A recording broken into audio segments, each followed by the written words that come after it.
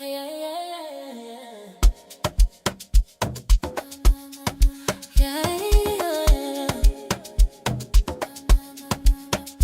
real voices, real talk. Yeah. This is the Just Talk Black Show with DJ Purpose. Every Thursday, 7 p.m. sharp. Every story, every struggle, every win we claim. We speak it loud, but respect on our name. Yeah. Let's talk black, we shine, we grow. Building up the people every Thursday on the Just Talk Black Show. From pain into pride, let the whole world know we're unfiltered, unite. Just Talk Black Show. We speak on the struggles, we celebrate with voices from the block to the boardroom within. Our stories connect us, it's deeper than chat, it's love, it's respect. Hello guys and welcome back to the Just Talk Black Show. Guys, I'm telling you, today is gonna be such a beautiful show. I'm looking forward to this one. I'm really looking forward to this one, guys. And if you don't know me, I am DJ Purpose, your actually host for today. You know, your host, DJ Purpose. I'm telling you guys, if you are new to the Just Talk Black Show, guys, what I'm going to say, and I just need you to do this, please subscribe to the channel.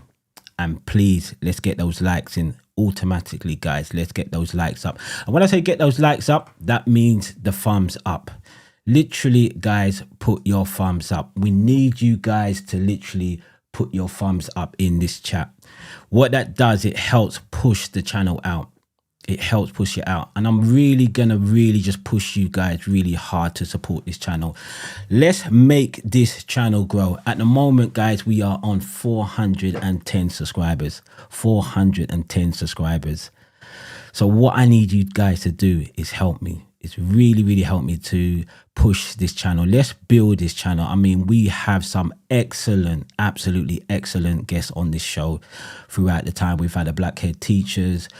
We've had black guys who's come on, black kings, should I say, who's come on this channel and talk about what it is to be a black man. We've had the black queens talk about what it is to be a black woman in the UK.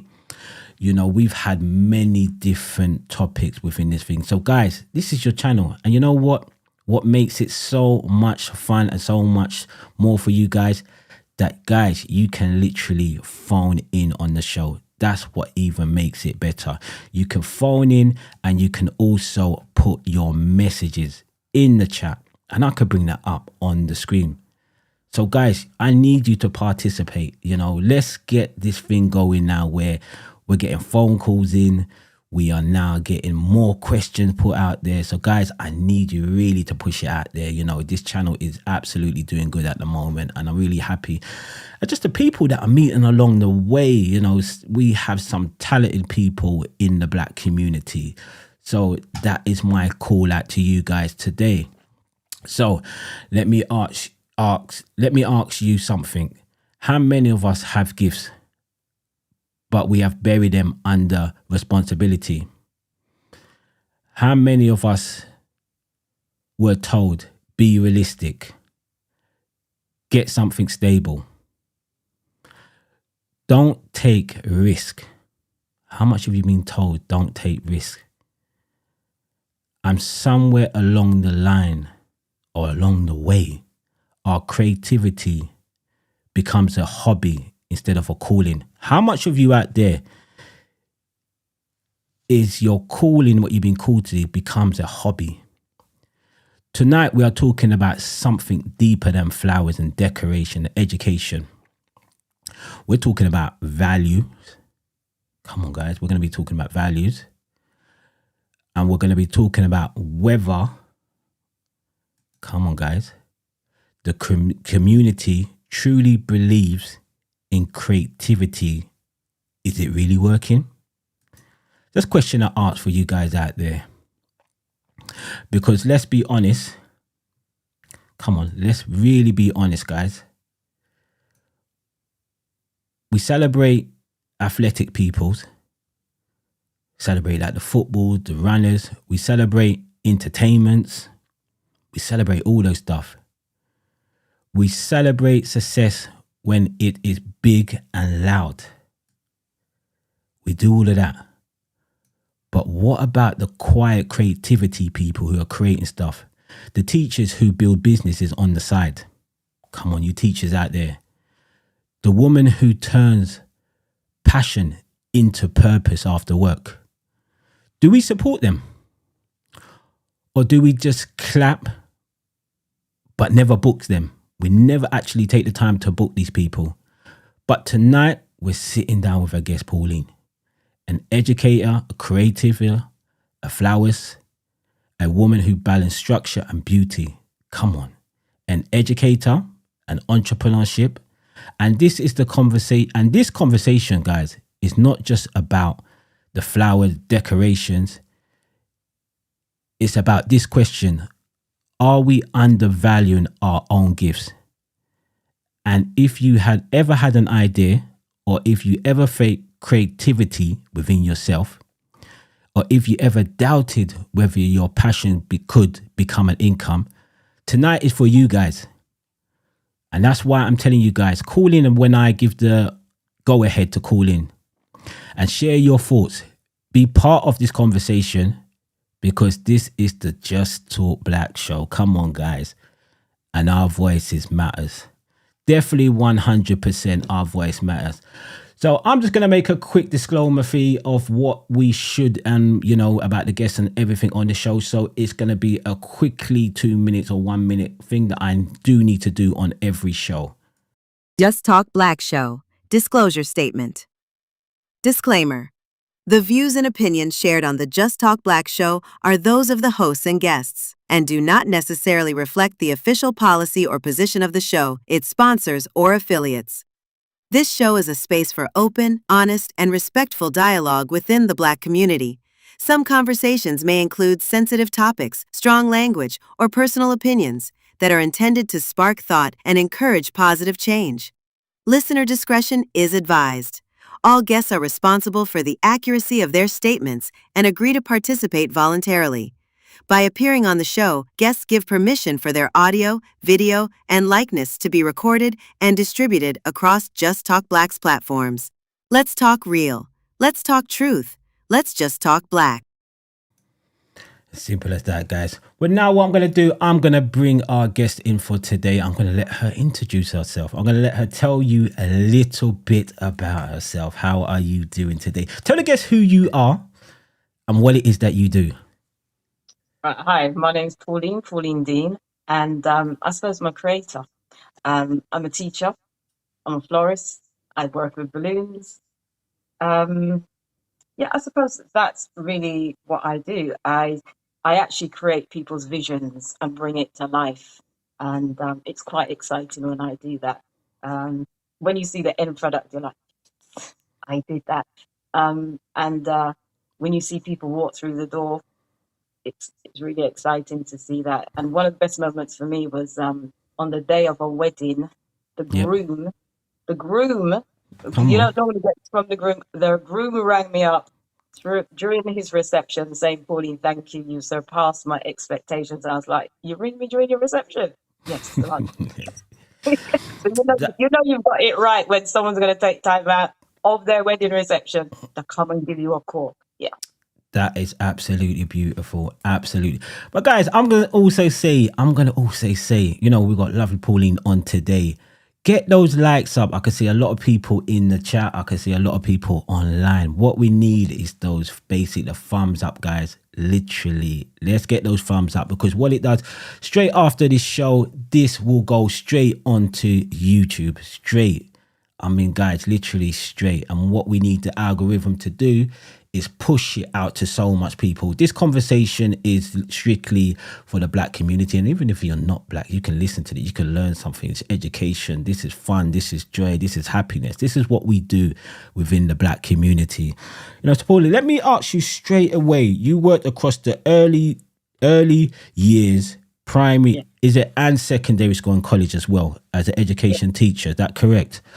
Yeah, just tell us a little bit about that. Just tell us a little bit about what you did in that. How was it? Okay, I suppose I qualified initially to teach 16 and above. So that can be 16, and the oldest person I've taught is possibly was about 80. Until I did a little bit of dancing with elderly people at a group that I volunteered. And then the oldest person was something like about 98. But I'm also qualified in early years. So whilst I was at, well, I suppose working with the older ones, got the opportunity to work with the younger ones, and become qualified. And in about 2012, the government said that every single early years setting had to have a teacher. So I took that opportunity and went off and did that. And then I did it backwards, because I then also went off and did a level 3. And the reason I did a level 3 in childcare was because I was also always coming from a teaching background, a teacher's perspective. It was nice for me to understand what it would be like for the ladies, mainly ladies, that I would work with. So with the early years practitioners. So therefore, it's given me an all-round, I suppose, experience and insight into how they work, so that I can understand it when I'm working with them, and of course, ultimately with the children and with parents. Wow, absolutely. You know, this school education system. I remember growing up in school, and I always say to people, I was a naughty person, very naughty in school. Very, very naughty, should I say, you know, but thank God, because of my mum, you know, she stuck by me and, you know, pursued. So every black queen mother who's always don't give up on your kids, you know, and doing a good job out there with your kids, you know, I salute you, queens out there, for the jobs that you're doing out there. You know, and to me, growing up in school, I think I really related to the black teachers a lot in my school, because I saw somebody who looked like me, spoke the language, basically I spoke, and really took the time, because I thought they knew the culture, and that's very important in school. How was it with you and seeing the black kids in the school? How was that? You know, it's really quite exciting to see the black children. And I've worked across, again, lots of secondary schools across Lambeth and particularly Croydon areas.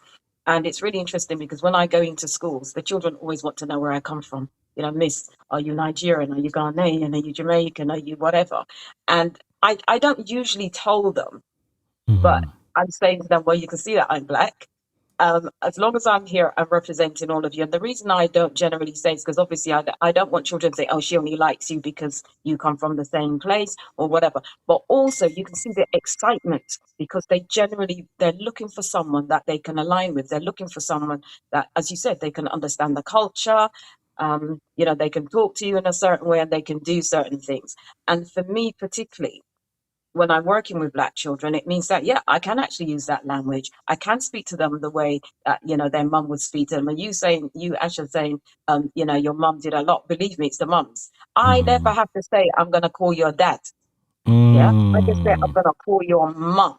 And once I say I'm going to call you, Miss, please, did you have to call my mum? No, I don't need to call my. Why do you want me to call your mum? Nah, man, I don't need to call my mum, right? And you can see the look in their faces. And generally, as well, when I meet them, I just say to them, when I am at school, when I am your teacher, I am actually your mother here.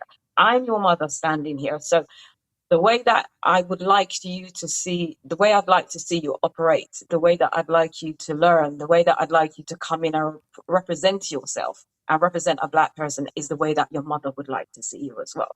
So that's why I'm here. I'm not only here to educate you, I'm here to elevate you.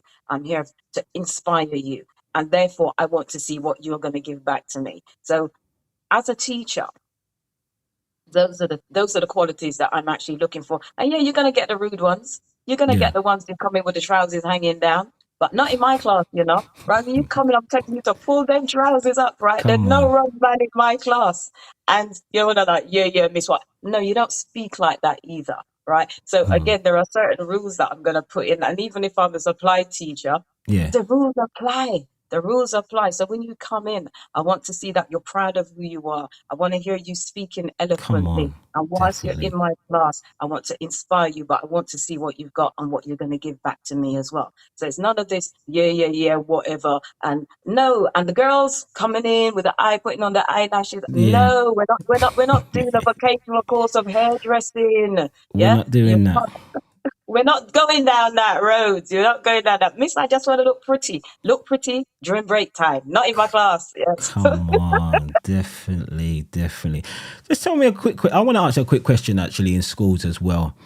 Mhm. In your time of being in education and stuff, you've done, as I said, the primary school, early learning, primary school, and college. Did you see a lot of black teachers in school? And I'm talking about black male teachers. No. And No. we definitely have a shortage of black male teachers in absolutely all aspects of education. And that in early years, I think I possibly worked with about 3 males in my entire life in early years. And I've been doing that for, I'm going to say nine and about 20 years, Wow. about three. Um, Secondary schools, you'll probably see a little bit more, and college, you'll see a little bit more. But we definitely need that male influence. It's really important. And whenever we do get males come in, you can see where the boys in general will think, oh yeah, there's somebody who looks like me. There's someone I can go and talk to about football or whatever it is. But that male presence is absolutely important. And Mm, so, I'm always thinking, why do we not have more males in education? Because you really, really are needed. yeah. And black males as well, in particular, we need them. They're Yeah. just not there. They're just not there. Why do you think that is? In your opinion, why would you? Why would you think that is? In Yeah. the black community, and I'm going to say in society in general at the moment, anyway, teachers aren't deemed to be important. We Mm, aren't deemed to be of, you know, we sort of like over the years, our position has sort of like gone to almost zero. And when you talk to the children nowadays, and everybody wants to be a superstar, everybody wants to be an influencer, everybody wants to be a footballer. But generally and culturally speaking, everybody wants their children to be a lawyer or a doctor. yeah. Uh, but yeah, so we've got this thing in our culture really that unless you're something like that, or you're an accountant or something that you can go and tell your friends, my daughter's an accountant, or my daughter's like, or my Mm, my son's that, and that's what we need to get over. And I find that as well. That when I'm doing my events, I get the same reaction where I'll go in and I'll say good morning, and people look at me like, "She ain't talking to me, is she?" No, and mm, they won't even respond. So you still get that response because I suppose me bringing in a box of flowers and looking a bit scruffy because it's a dirty job. I'm not going to be dressed up and yeah. to the nines That's or right. whatever doing that when you're crawling on the floor. But Yeah. we still have this thing that we're thinking that people who use their hands, laborers, we're beneath them. Come on.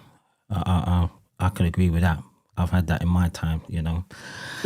Definitely had that in my time. They look down at you if you don't do if you're not an accountant, if you're not a lawyer, as you said, if you're not a doctor, it's something in the black community that, they want their male figure to be this top out or sport person or rapper or sort of famous person, but today we're going to be talking about creativities and, what people are doing and what you actually do. So let's start off with what's first sparked you to go into the flowers and the creativities and the decoration, because I know you do that as well. What sparked you? What gave you that spark to say, you know what, I'm going to go into this? You know, when I was probably about 4 or 5, I can always remember getting outside and we had this little patch of a garden at the top bit because there was a lower bit in our garden. But I always go out and dig up plants. Yeah. And I can remember them, they tended to be those little daisies.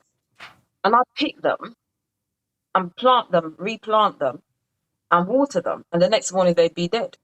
And so I was like thinking, Mm, why are these things dying? And I would do this all the time during the summer.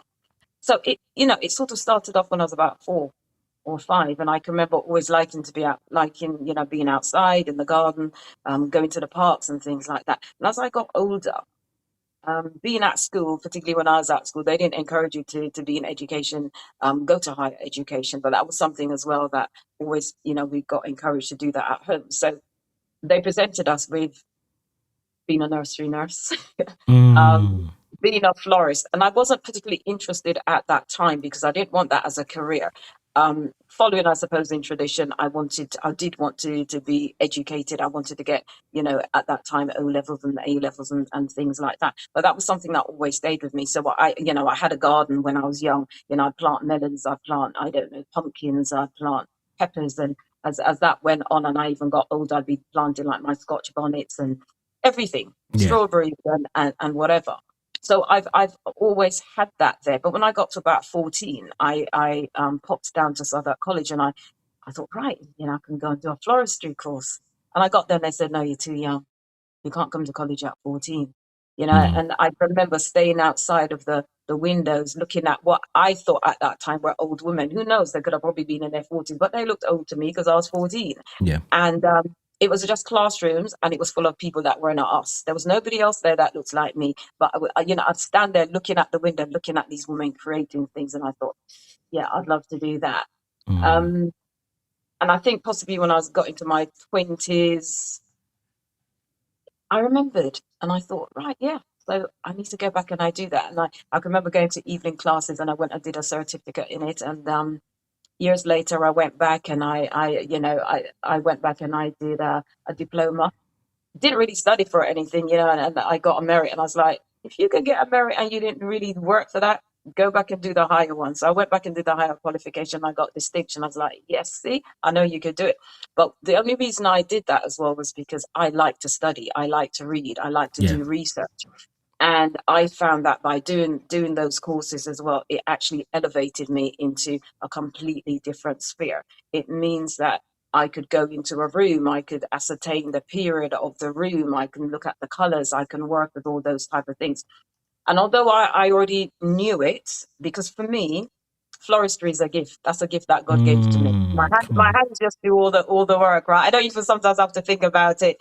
I'll go down to the market, pick up my flowers, and I come home and I create something, right? So I just think I elevated what was already inside me. Yeah. What about growing up? Did you see, as you said, did you see many black florist people or creative people who represented us? I never saw a black florist in my entire life. Come on. And when I remember the first time when I was at college, that was fine. If we sort of took trips down to Covent Garden Market, it was okay. But when I decided to go and do something for myself, I'd go down to Covent Garden Market, and you could see everybody looking like, at first I used to think, what are they all looking at? Then I realized, it's you're black. You're the only black person You're who the only comes black. down here. Yeah, and you're the only. So of course everybody knew me because I was black. Yeah, and and when I started doing it a lot more independently, I set my business up. There was again only one of a black person that I saw, and that continued like that for absolute years. The advantage to that, as I said, is that they all knew me, so I could get it. Sometimes I'd forget my money, and they go, "It's all right, Paul. You can come back and pay us next week." Yeah. Like, okay. Wow. Come Yeah. on. So I built up a good rapport with people. Yeah. And also because I started teaching it as well, I got headhunted by Lambeth College, the Brixton branch, where they were actually teaching floristry, and I got headhunted there.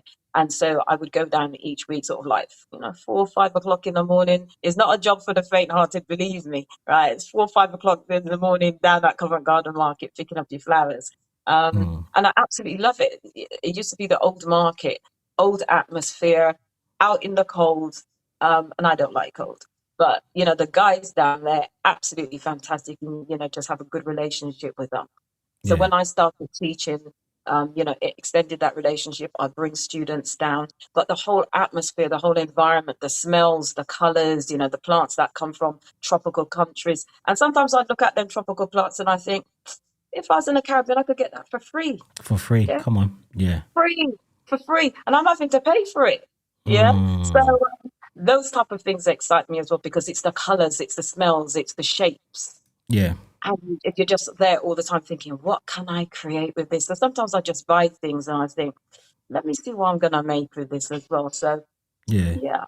Did you have any like fear when you were starting your creative business? Was there any fears that like you thought, I'm not sure. Was there any fear at all when you were starting this creative business? Or I had no fear. None at all. None at all. None at all. I just went into it. I thought, this is what I want to do. And I just didn't think about, is it going to work? Is it not going to work? Do I need a coach? Do I need a mentor? Do I need to go and find somebody to show me what to do? I just knew that this is what I was going to do. And I did it. Wow. So you just said, this is what I'm going to do. And you just got on with it. So for the listeners out there, and this is what I was saying to one of my friends today, we was having a conversation, and I just said, sometimes in life, you just got to just do it. Like, you can have this brilliant idea of what you want to do, and you want to structure this, and you want to put this into place. But I was saying to her, sometimes you just have to just get on with it and just action. Action speaks louder than words. And then I find out when you do it, and yes, you must do some planning in some sort of sense of what you're doing, but it's that action that's going to take you across the line, and have that starting thing that once you start, then I'm in this now. Now you're running that race of, I need to learn this, and I need to do this, and I need to do this, which is good. Wasn't any personal challenges along the way that you faced? Were there any personal challenges There within that were business? personal challenges in the business. Again, just generally being black. I'm going into communities asking them to buy from me, and I don't look like them. But one of the biggest challenges and most disappointing ones as well were the people who did look like me, and in those days as well, we didn't have all of this technology, so I would have a portfolio and physical portfolio. So I'd Yeah, walk around with pictures I'd taken. Some of them were pictures I'd taken, some of them were professional pictures that I'd got from the photographers who did events. And people would actually say to me, "Did you do that? Did you actually make it?" And it got to the point that when I rang people up, the first thing I would say to them, I'd introduce them, introduce myself, because I would get lots of referrals. And I'd say, and when you see my portfolio, please do not ask me if I did the work myself, because absolutely everything in my portfolio was done by me. yeah, So that was the most, I suppose, not distressing, disheartening thing, in that I'm looking at people who are thinking, you couldn't have done that. I think, yes, I did do that actually. And again, when I was teaching, I would walk into the room, or the students would walk in during induction, and I put my name up on the board, and I'd stand there, and you can see them thinking, well, she must be somebody else. And eventually, when they're all seated, I'd say, like, my name's Pauline Dean, and I'm your floristry tutor. And you can see the look on the faces. And then I go, oh, I know why you're looking like that. The name didn't tell you that I was white. That I was black. You're expecting a white person. And you can see some of them going, I go, well, it's okay, me. I am your teacher. And again, absolutely shocked that a black person could actually be teaching them floristry. I've had comments like, oh, I didn't realize that your work could be so good. Well, guess what? That's why I'm the teacher. I can't teach a City and Guild course unless my work is actually verified by City and Guilds. yeah, And a lot of people don't know that. So it's not a matter of me just jumping in and teaching. City and Guilds has to verify that you're qualified enough. And even if it's not that you're qualified as a florist, but you've got the skills to actually teach that course, okay. you know. So let me just stop you there. So to the audience out there, to just let you know, you're actually a teacher who teaches the florist business out there. So you Yeah, actually teach in a class. Okay. So yeah, for the listeners out yeah. there, Pauline actually teaches in a class about the florist business. That's Yeah. So I, absolutely amazing. I transferred my teaching skills into Yeah. doing something else. And as I said, I actually got headhunted by Lambeth College. To come and teach, and then I also got headhunted to go and teach in a college in Sidcup. And again, that was a recommendation from someone who taught me, and she realised that I was quite good, because when I was actually doing the course, she would get me to teach the balloons. Actually, she Okay. she wasn't that great with teaching the balloons, because she said, "Pauline, could you teach the students the balloons for me?" So I knew how to do balloons, so Yeah. I would teach the other students balloons as well. So yeah. Okay. So you do balloons and the flowers as well. So the audience out Yes. there, she does the Yeah. balloons and the flower. Absolutely amazing. Now, how do you juggle the two? Is there a difference in the two when you're doing the balloons and the flowers? Is there any sort of difference, or is it just you create your story? Do you have a story when you're doing your flowers, and do you have a story when you're doing your balloons, or is it just a certain pattern that you follow? The story would rely on the customer. The story would rely on what you're actually creating. So, everything's visual. So you're looking at colors, you're looking at style, you're looking at, are there patterns? You're looking at the room, you're looking at where you're going to set up. So every single time you do an event, every single time you make something for someone, it's a completely different story. And no two customers are the same. So you've got to look at that particular individual or that particular job as something that's totally new. So every time you do something, actually, you're actually creating a It's different story. something absolutely new, yeah. Yeah. Which is good to see that this is what it is about, And I'm just going to quickly put it out there. My name's not Leon Brown. Leon Brown was on last week. So just to put it out there, it is DJ Purpose, so people can see Leon Brown. Why you got Leon Brown there? Leon Brown was absolutely interviewing me last week. Not interviewing me, actually. It was my birthday last week. And he was doing an interview on the Just Talk Black show. So my name is not Leon Brown, peeps. It's DJ Purpose. Also, people know me as Asher as well. Pauline, just moving back to it, why do you think creativity is something undervalued in the Black community? As I said, it just generally goes back to the fact that the industry that I'm in, you don't necessarily have to go and get any qualifications for it. And it's not a job that was initially done by people of a certain class. Yeah. So if we look at floristry, even within, say, the white community, it would have been the working class people, the people from the East End who would have Yeah. done floristry. So that is why, again, when you go down to the market, everybody generally has a sort of like East End accent or something like that. And it's the same within our society, that if you generally use your hands, you're deemed not to be as important as Yeah. the person who is pushing a pen. Excuse my, my comment there. But, we're not sitting in an office. We're not dressing up nicely in a suit. Um, you know, some mums aren't proud to go and say, my daughter blows up balloons. She works with flowers. I can tell you that my mom was. She used to stay up with me at nights when I'm doing all these things. And I'll help you pee. And I go like, Mum, you need to go to your bed. It's 2 o'clock in the morning. No, I'll stay up and Come help on. you to get your work done.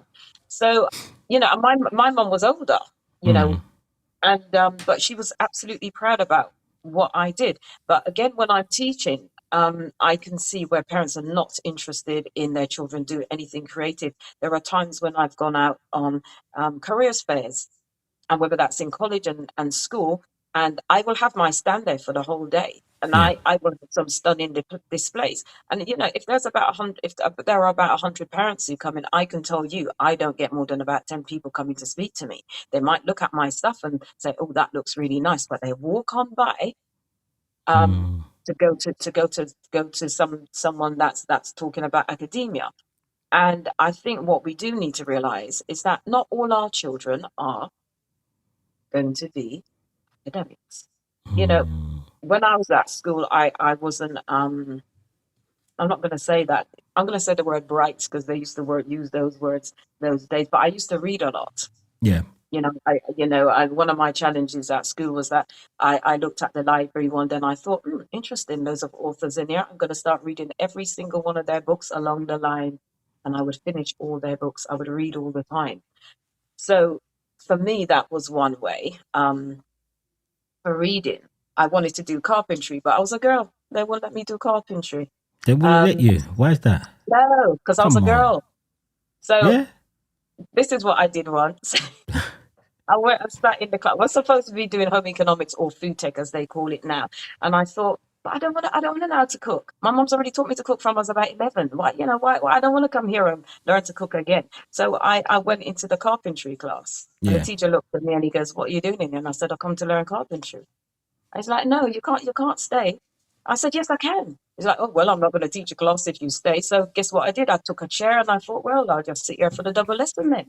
So I sat there for the double lesson and nobody got taught, and I thought, well, I used to be chubby then. And I thought, well, you can't exactly lift me up either because I'm heavy. So I'm going to sit here for the whole time. So I just sat there for double lesson and he didn't teach a class and he wouldn't let me join the Wow.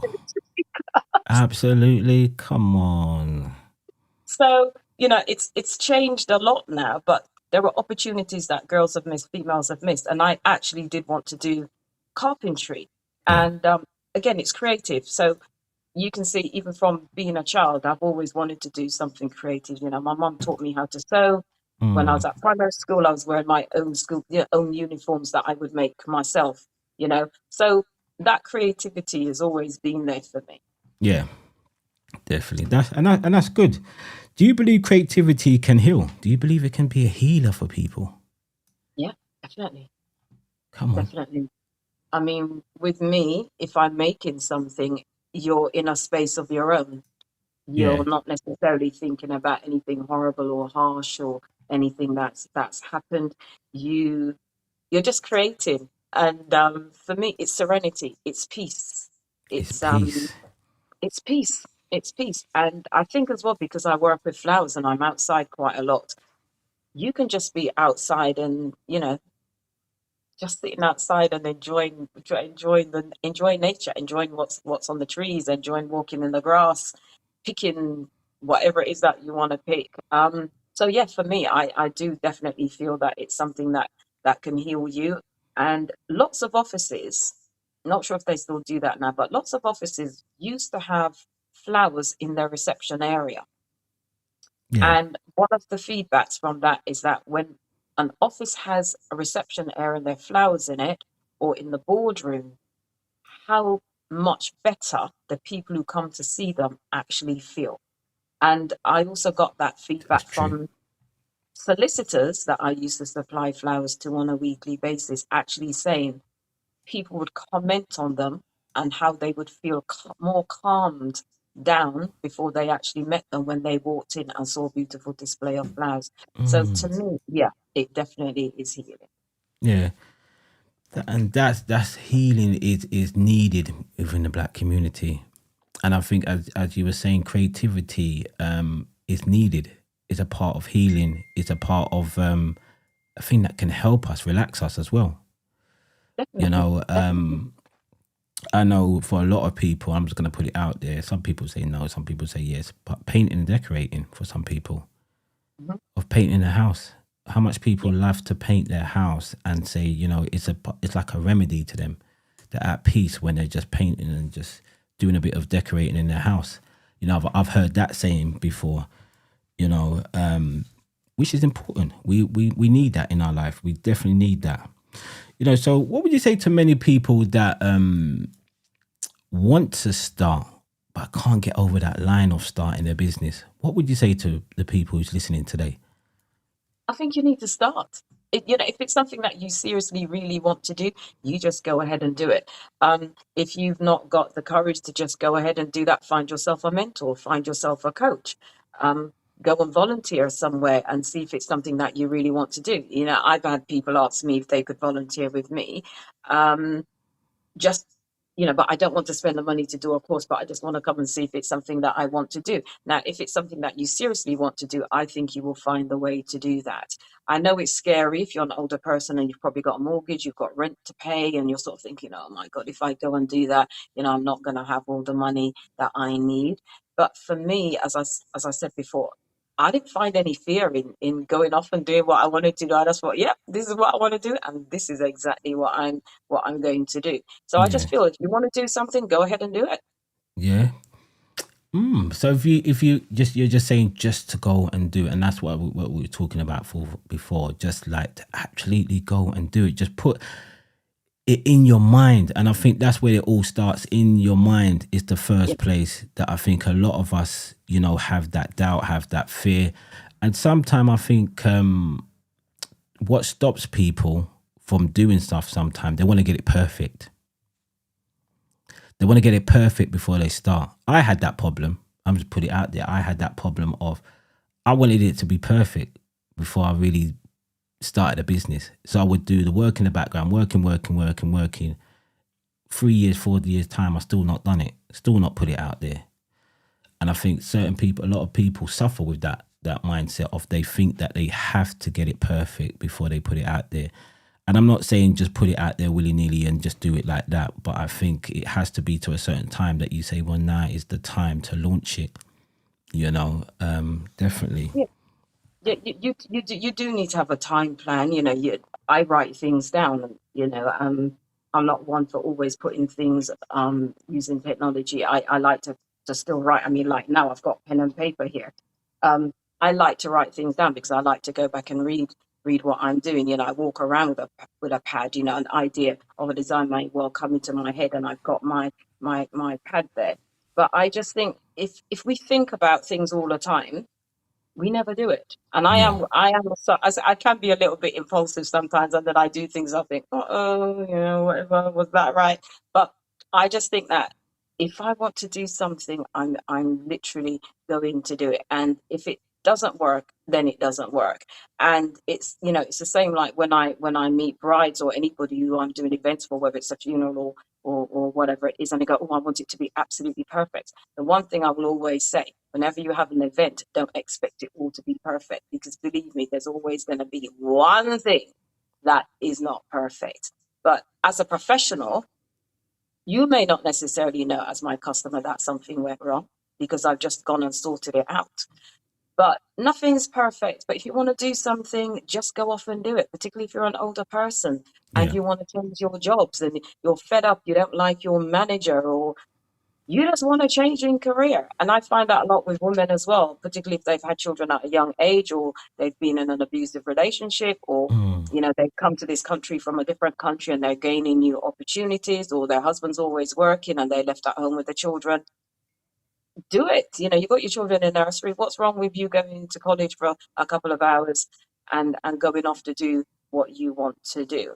Mm. Unfortunately, with this type of career, the government has made lots and lots of cuts. Oh, whether regardless of who the government is, because it's a creative um, type of thing. So it's not deemed to be important. It's Yeah. not deemed to be essential. So where we're focusing on English, math, and science, or English, math, science, and IT, creative things are slipping by, which is why we don't have enough carpenters, we don't have enough painter decorators, we don't have enough mechanics, because we have let all of these creative industries slide. Mm. So again, they're not taught in school generally. Yeah. I've gone into schools and colleges and say, is this something that you'd like your students to learn? I've had schools ring me up to say, oh, I've got someone who wants to learn about hospitality trade. They'll ask me a couple of questions, give them the answers, never hear from them again. Even if I say, well, why don't you invite me to the school to come and speak to people about that? They just won't.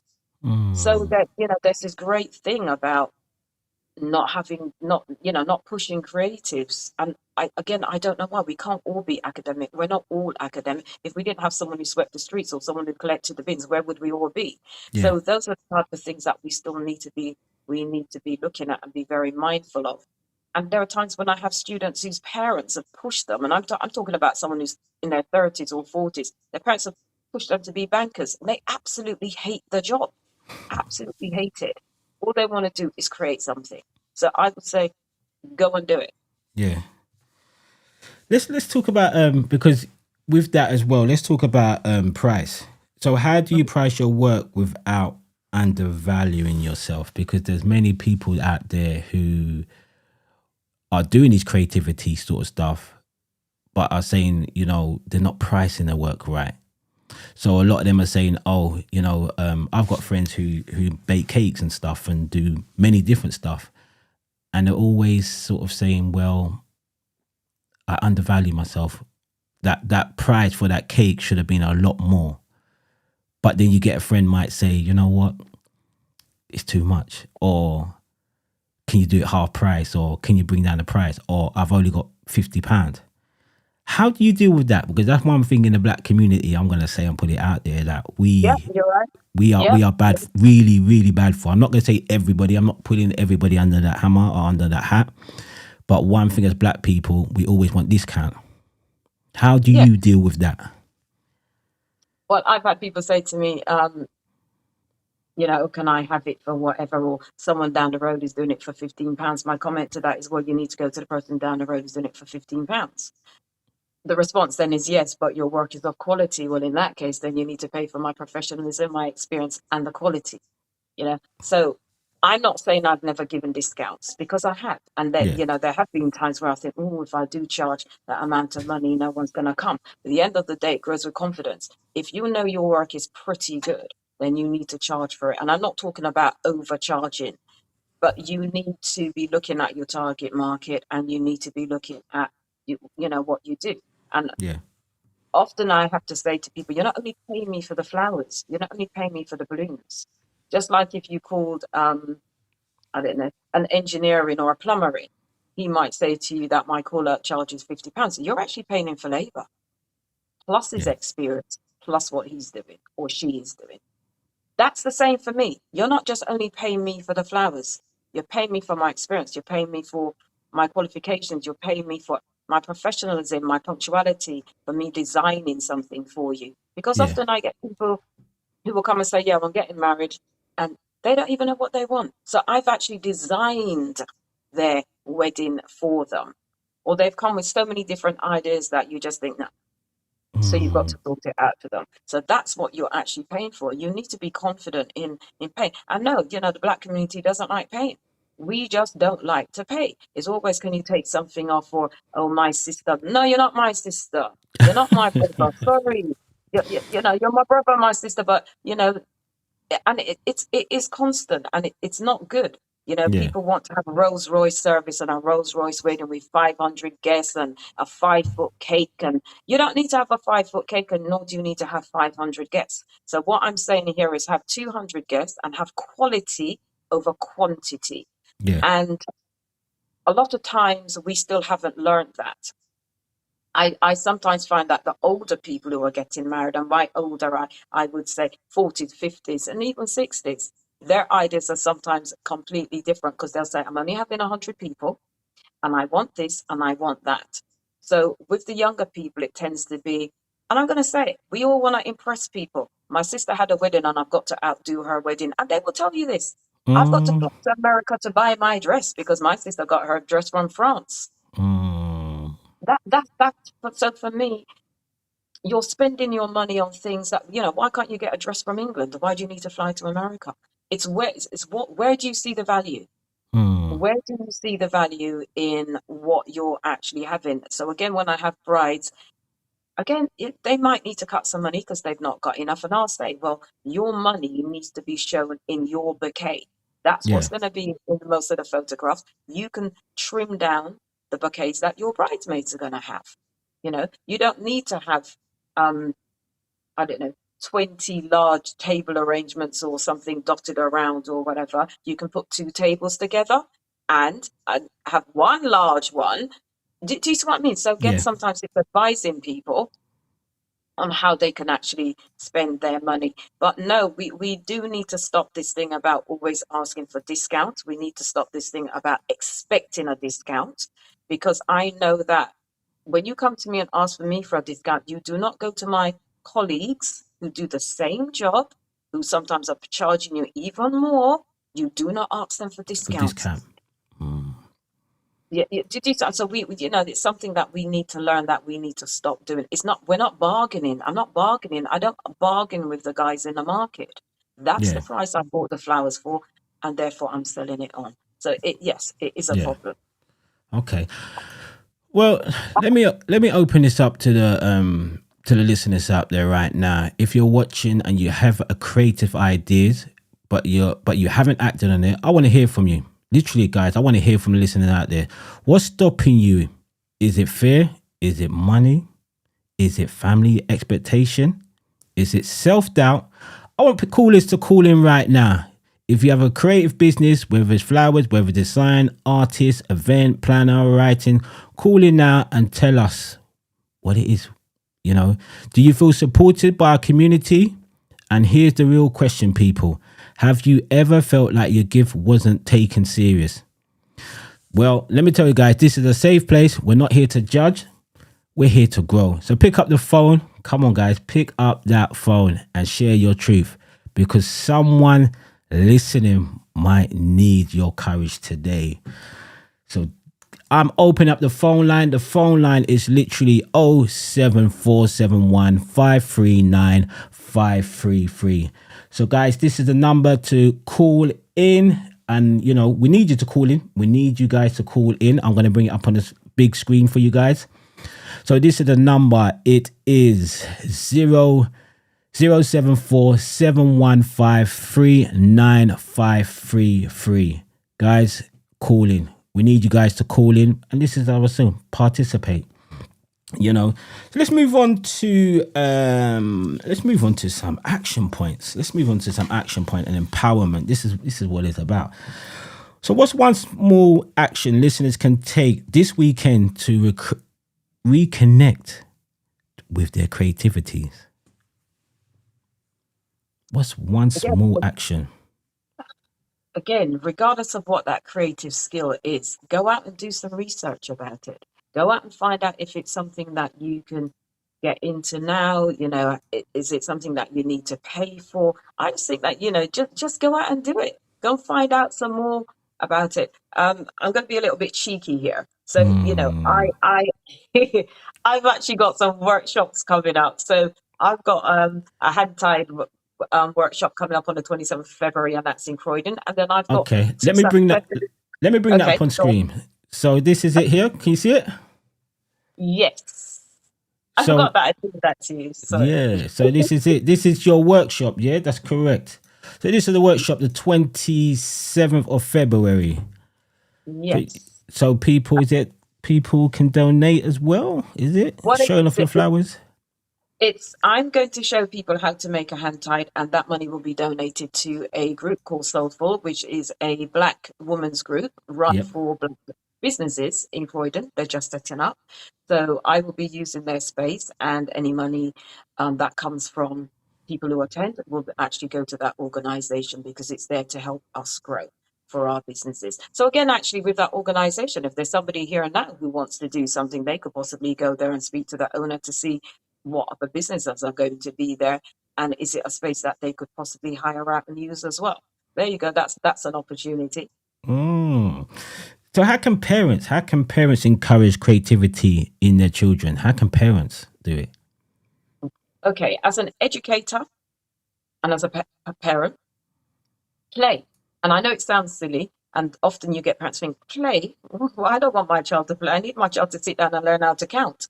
But you can use play to actually teach your children and to get them to be creative. So, whether it's using crayons or pencils or going out to the beach and picking up shells or whatever it is that you do, you can get your children to be creative. And often when I'm at work, and I do send homework home for parents, even at nursery school, it's making up or designing something so that parents can do something with their children, Yeah. bringing out their creativity in the sense of, as I said, whether it's going for a walk and counting how many trees they found, or how many conkers they found, or how many cars are down the road, and coming back and reproducing that in form of a picture.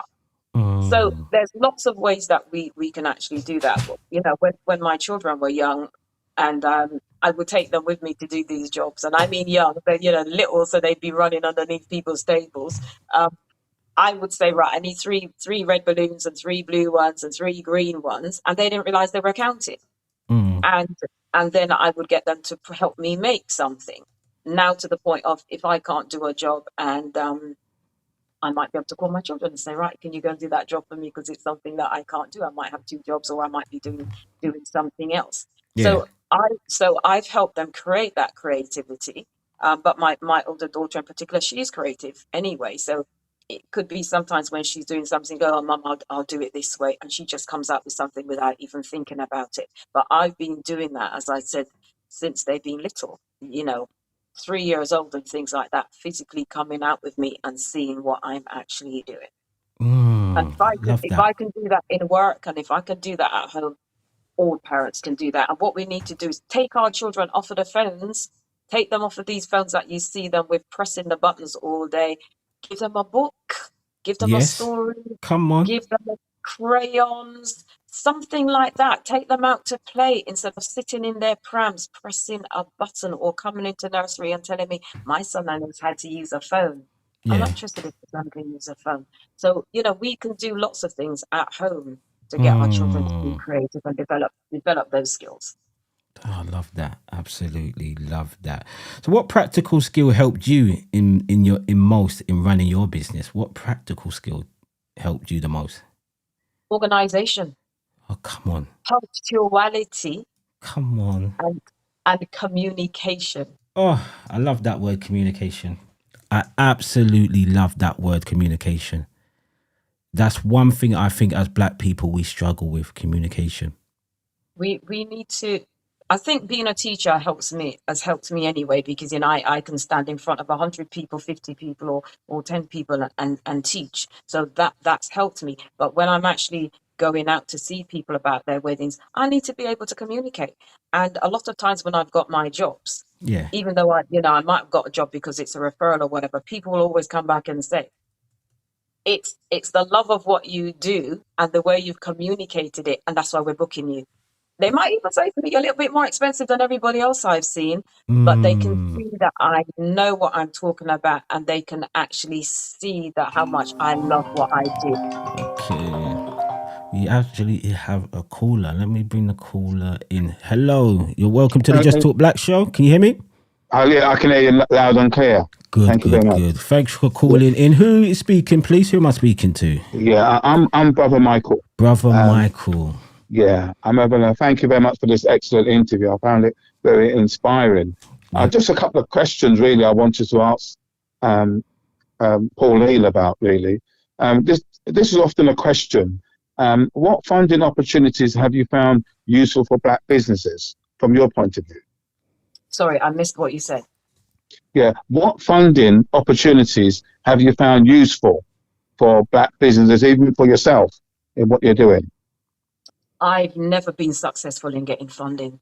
Absolutely never received funding. I'm not going to say that I'm very good at applying for it either. There's a certain terminology that you need to use, and I'm going to be honest, I really don't know what that is. But I've never ever been successful in any funding. Anything that I've done, I've actually funded myself. It's really difficult for black businesses to get funding. And in certain boroughs, and I won't name the boroughs, it's the same people who get it all the time. Okay. Wow. Yeah, I hear you. I suppose another thing, really, just to ask a question, to try and keep the pound black, is there a joint black forum for black florists that you know of that can work together so you can get out there and have the same quality, and that we can be spending our money in that community? There isn't a black forum for florists, and there are not as many of us as we could, as we could have. But no, that sounds like a great idea. What I do is, if I needed some help or something like that, I would possibly look for someone. But as I said, because I trained my children from they were quite young, as I said, they were coming out with me from they're probably about age 3. I've actually taught them, and I've kept that within my family. So that that's been like cousins as well, who would come out with me and help. I've taken sometimes children of people that I know. They might be 16 or 17, and I've given them the opportunity to come out with me. And when I've run my own private classes, students who've come, and they've been predominantly black, I will give them the opportunity to come out with me to set up a real life event. I'm going to talk about Lambeth College because they give me a lot of work. And that started from when I taught there. And that's continued, even though I haven't worked with them for ages. They will still call me to do their graduations and whatever it is that they do. I've worked in lots of beautiful venues, including the Oval, cricket ground and places like that. So I would then take the students who paid me, and as I said, they tend to be predominantly black, who've come on my courses, and I would take them out to give them their experiences. And I've encouraged people to come back to me so that I can help them set up their own businesses as well. So there've been quite a lot of black women that I've taught who are now actually florists, running their own businesses, predominantly at home as sole traders. Yeah. Okay. All right. Well, thank you very much for those answers. Really great. Thank you. Thank you for calling in as well. I really do appreciate it.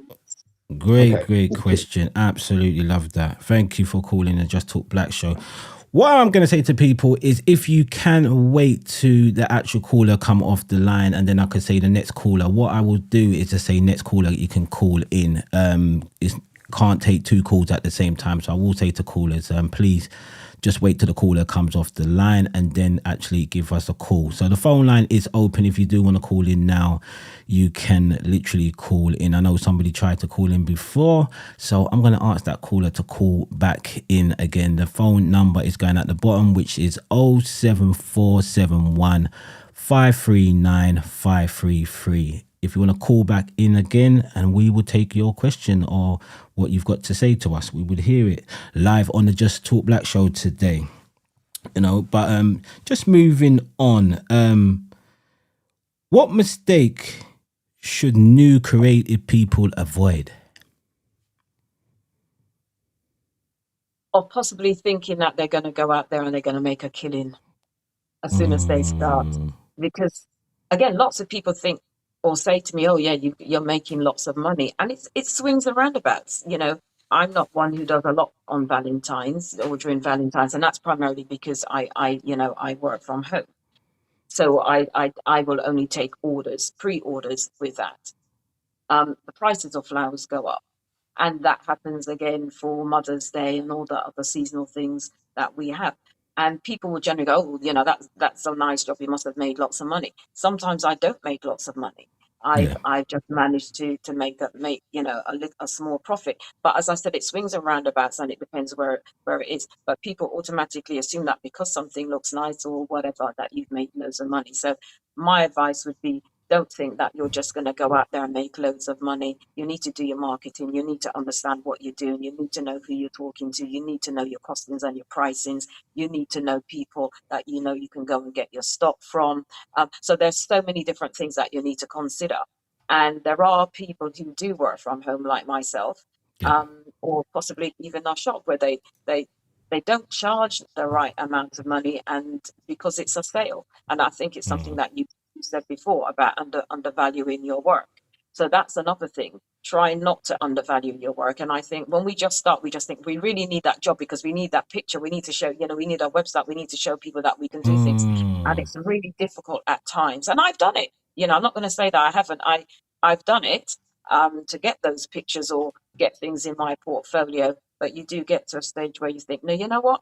My work is good and you're going to pay me for it. So you have to stop valuing what you do. Yeah. And just going back on what the last caller called in, when he called in and he said about support and stuff, I want to ask you that. How important is it for our community to support when somebody's building new? How important is it for the Black community to support one another in our building businesses? That is so important. Honestly, I love his questions and his idea as well about Black Forum. He's just given me an idea, right? So maybe I'd like to talk to him again. So, but it is so important because it is so disheartening. I used to do lots and lots of wedding exhibitions, and I can tell you, our people would walk past me. They'd look at my work like this, and they'd walk past me, and they would go to other florists. And the funny thing is, in the mornings when you're setting up, we'd all go and look at each other's work. I would have those same florists coming back to me, telling me that my work was better than theirs. Yeah. And if someone from the same industry is saying to you, well, your work is better than mine, but our people don't see that. They just think, no, she can't be good at that. And again, I've had customers, I can remember a bride in particular whose family was saying to her, don't get Pauline to do your job because she's Black. Yeah. And she insisted that she gave me the job. And afterwards, she said, Pauline, I'm really glad that I resisted my family and gave you the job. And it's, I'm not going to turn up on time. I'm not going to know what I'm doing. I am going to turn up on time. And I do know what I'm doing. So it's still this thing that we've got, this thing that people are thinking, we're going to be late. We're not going to produce the goods. We're just not going to be professional. So we've still got these stigmas that as professionals, we're trying to work through to say, I know what I'm doing. I'm going to turn up on time. And if there's a problem, like say, for example, if my car broke down, I would be calling you and find an alternative way for you to actually get your items. So it's still the stigma that we've got that we are not professional in what we do. And that's the thing about it, is that's I think one of the biggest problems. We need to support one another, but it's also believe in is finding sometimes these companies. Yes. Which is so difficult to find companies that actually do stuff that we need to do. One thing I always said, and I'm going to put it out there, that hold on, let's take this call. Hello, welcome to the Just Talk Black show. Who am I speaking to, please? Oh, Yep. I just want to say it's a great show. Thank you. Pauline, really inspirational. I'm really, really glad that I tuned in. And to you, the host. Thank you. I think everything that you've spoken about really is something that I've been sort of like musing about for a number of years, you know. Having read, like Pauline, I've read books by Black psychologists and sociologists. And so everything that Pauline is talking about really, really runs true. You know, our lack of confidence in each other and, you know, not investing in each other. You know, these things are generational, you know. You know, it's like we seem to carry the trauma with us through every generation. So what you're saying, my mum spoke about, my grandfather spoke about, you know, this lack of commitment to each other and this lack of loyalty to each other. So these are things that we are, you know, I mean, it's really deep, actually. And there's lots of layers, you know. You know, what Pauline's talking about is evidently there, but that is what she's talking about just scratches the surface. Is how we actually treat each other. You know, Pauline has, you know, Pauline's story is not unusual for Black people in business. You know, us as patrons of Black businesses, sometimes we are let down by people in business. And that doesn't help our situation for each other. It doesn't help the Black pound go further within the community. So, you know, everybody knows somebody who's had a bad experience with Black businesses. You know, people's lack of professionalism and the rest of it. And so, you know, can I just quickly just stop you there? Sorry to interrupt you, but that's interesting to me what you said, because there's two ways we can look at it. If we can look at it as there's a word, I can't remember the words that the Jewish community uses, and I was listening to a podcast where they said if a brother is doing something wrong and in his business and you go into the shop, it's not to put that brother down, is to basically have a word but still go back and support him. So sometimes I think as Black people, there's two coins of it. I'm going to put the two coins of it. There's one side that we just want to just shame our Black brothers or Black sisters, where we just take a picture and just say this shop and don't go to this shop. And then there's the other side of it. Do we educate one another? Are we, as Pauline said earlier about communication, is so important. Do we have that talk? I think you're correct, but I think you'll understand that, you know, all of us know people that we can communicate with effectively, and there are those that are just plain ignorant and hoggish, right? So when you're faced, you know, my grandfather said to me, you can't reason with unreasonable people. And if a business owner is being that unruly and unreasonable, then you're just going to throw your hands up in the air and say, you know what, I can't give you my money. Yeah. Sorry, can I step in there? Because my view is this as well, that as a community, what we should be doing is that if there is I don't know how old you are, but when I was growing up, if I, you know, not that I did something, but, you know, if I had done something wrong, right? No, so I'm being serious. If I had done something wrong before I got home, my parents would have known about it, right? And that person on the street could have corrected me without me thinking, who do you think you're talking to? Da di da di da. The whole community would have known about it. So this thing about the village, for me, does not really exist anymore. But we need to have that back. Be reinstated. It needs to be reinstated, and that's the issue. So I agree with you. If a business does something wrong, we as a community should be able to go to them and say, look, what you did wasn't right. You've either, you know, Con- whatever it is. constructive criticism, Exactly, exactly. constructive criticism. Come This is on. And not you're right. criticism. This is not criticism that is there to put you down. It's there to improve you. Yeah. You know, Exactly. and And and if and and I and I yeah, I think we all need to look at that.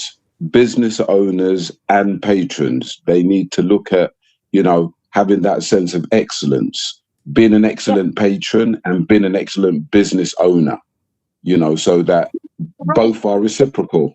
Yeah. Definitely. Exactly. And for me as well, you know, it's as I said before, you know, if I'm going to do a job, if I'm saying leaving South London because I'm in South London and I got a job in North London, I will leave home at 6 or 7 o'clock in the morning. It means I might not have gone to bed, or I might have gone to bed for a couple of hours, but I will leave so Yeah, that I can get to that venue at 9 o'clock, sometimes before the caretaker or whosoever's opened the door is there, yeah, you know. yeah, So yeah, so I am there on time so Mm. that nobody can say, Pauline, I've given Pauline my money, she's not turned up, and things like that. And you know, yes, I must admit, I've never really had many issues with people coming back and complaining. I can remember someone said to me, "Oh, I couldn't eat on my table because of the way you put the flowers." And I said, "Well, it wasn't me who put the flowers; it was your church people who put the flowers on. I showed them what to do, right, and what these people had done was that they turned the flowers the wrong way round. So the flowers should have been right, straight for the front, but they didn't want yes, to listen to what I was saying, and no, Mm. they turned the flowers around on the wrong way. But she did, you know, give the bride her due. She rang me back up and said, Pauline, I'm a little bit upset with you because of whatever. And I said, okay, fine. Describe to me the way the flowers looked. Yeah.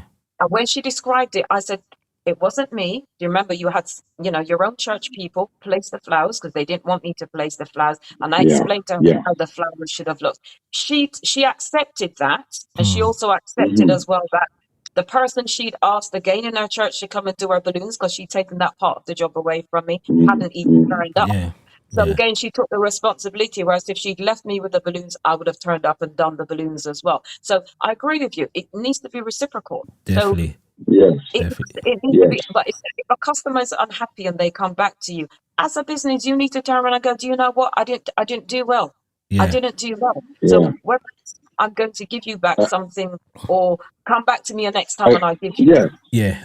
accountability, Yeah. accountability, That's right. accountability, That's right. accountability is all that we require. That's right. You know, you know, we all know that we can slip up, and we all know that mistakes can be made. Yep. But it's all about how accountable you are for yeah, those mistakes. Yeah.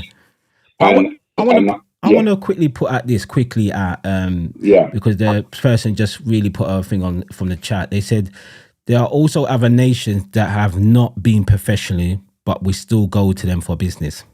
yeah. There you go. Yeah, so so this goes back to what we were talking about earlier in the conversation about not investing in each other. Mm. And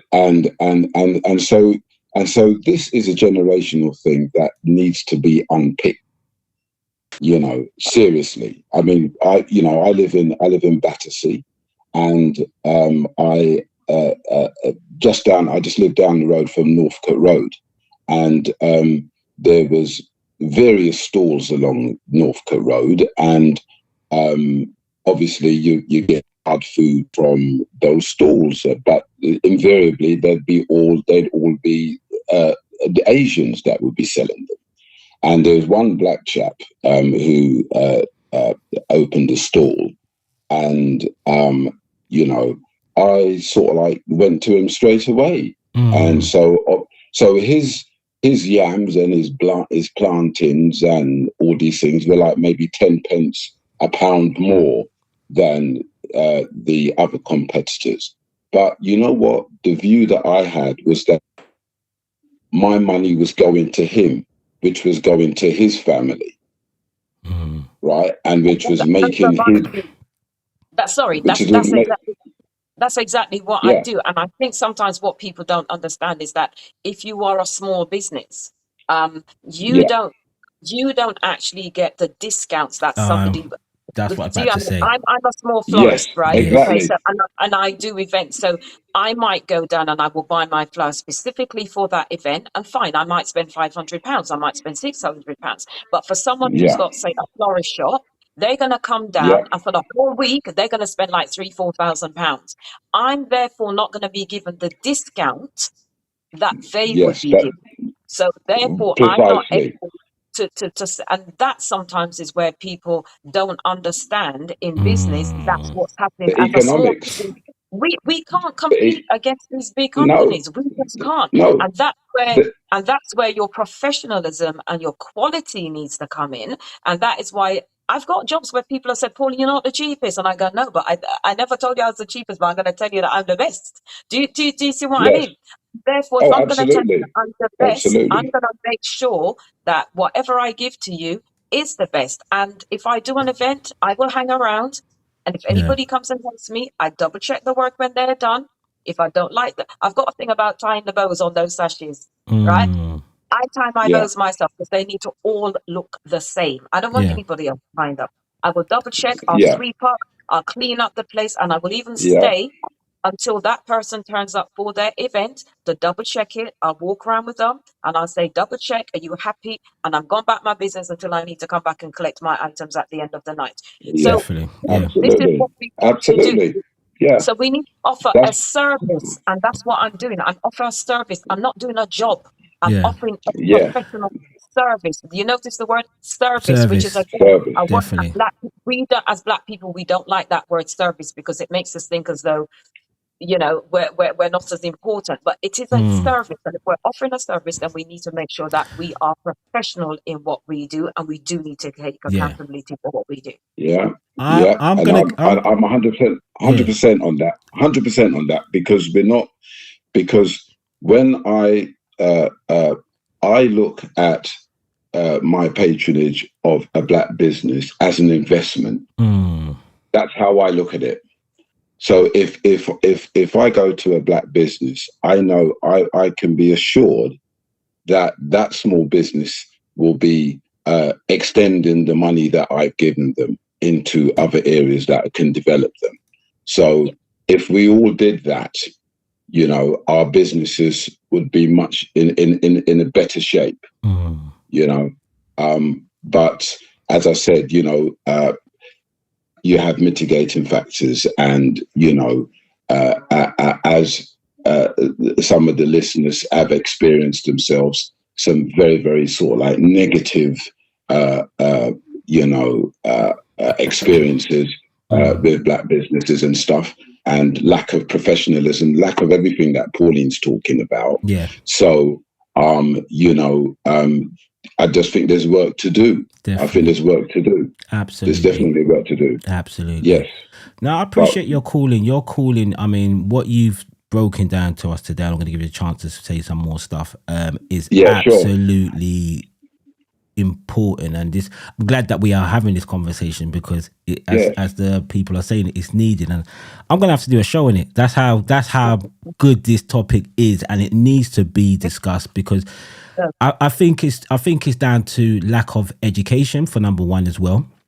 Because what Pauline said is that people don't realize, they say, well, the Indian man down the road is cheaper, but why is he cheaper? Because of he can import it, and he's got his friends that are importing it and giving it to a discount, or they might buy in bulk where they've got 3 or 4 shops. I know a guy down the road where I live, he's got about 3 or 4 shops on the road. So he's buying in Precisely. bulk now, and he's selling it cheaper than the other guys. I've got a black butcher who's been down the road for a long time. Mm-hmm. Now the Turkish people's open a butcher across the road, and black people are going into the Turkish people. I'm like, but what's going on here? Yeah. What's really going on here? Like, you've got a black butcher across the road who's been there years. Now somebody's open it. Now you're going across the road where you was going to the black butcher before, but now that a Turkish man has opened a butcher now, generational. You want to jump ship? Generational. So it goes back to the generational things. If you go back, just very, very quickly, if you go back to like say if you go to the United States for argument's sake, so pre Oh, okay. Pre-segregation.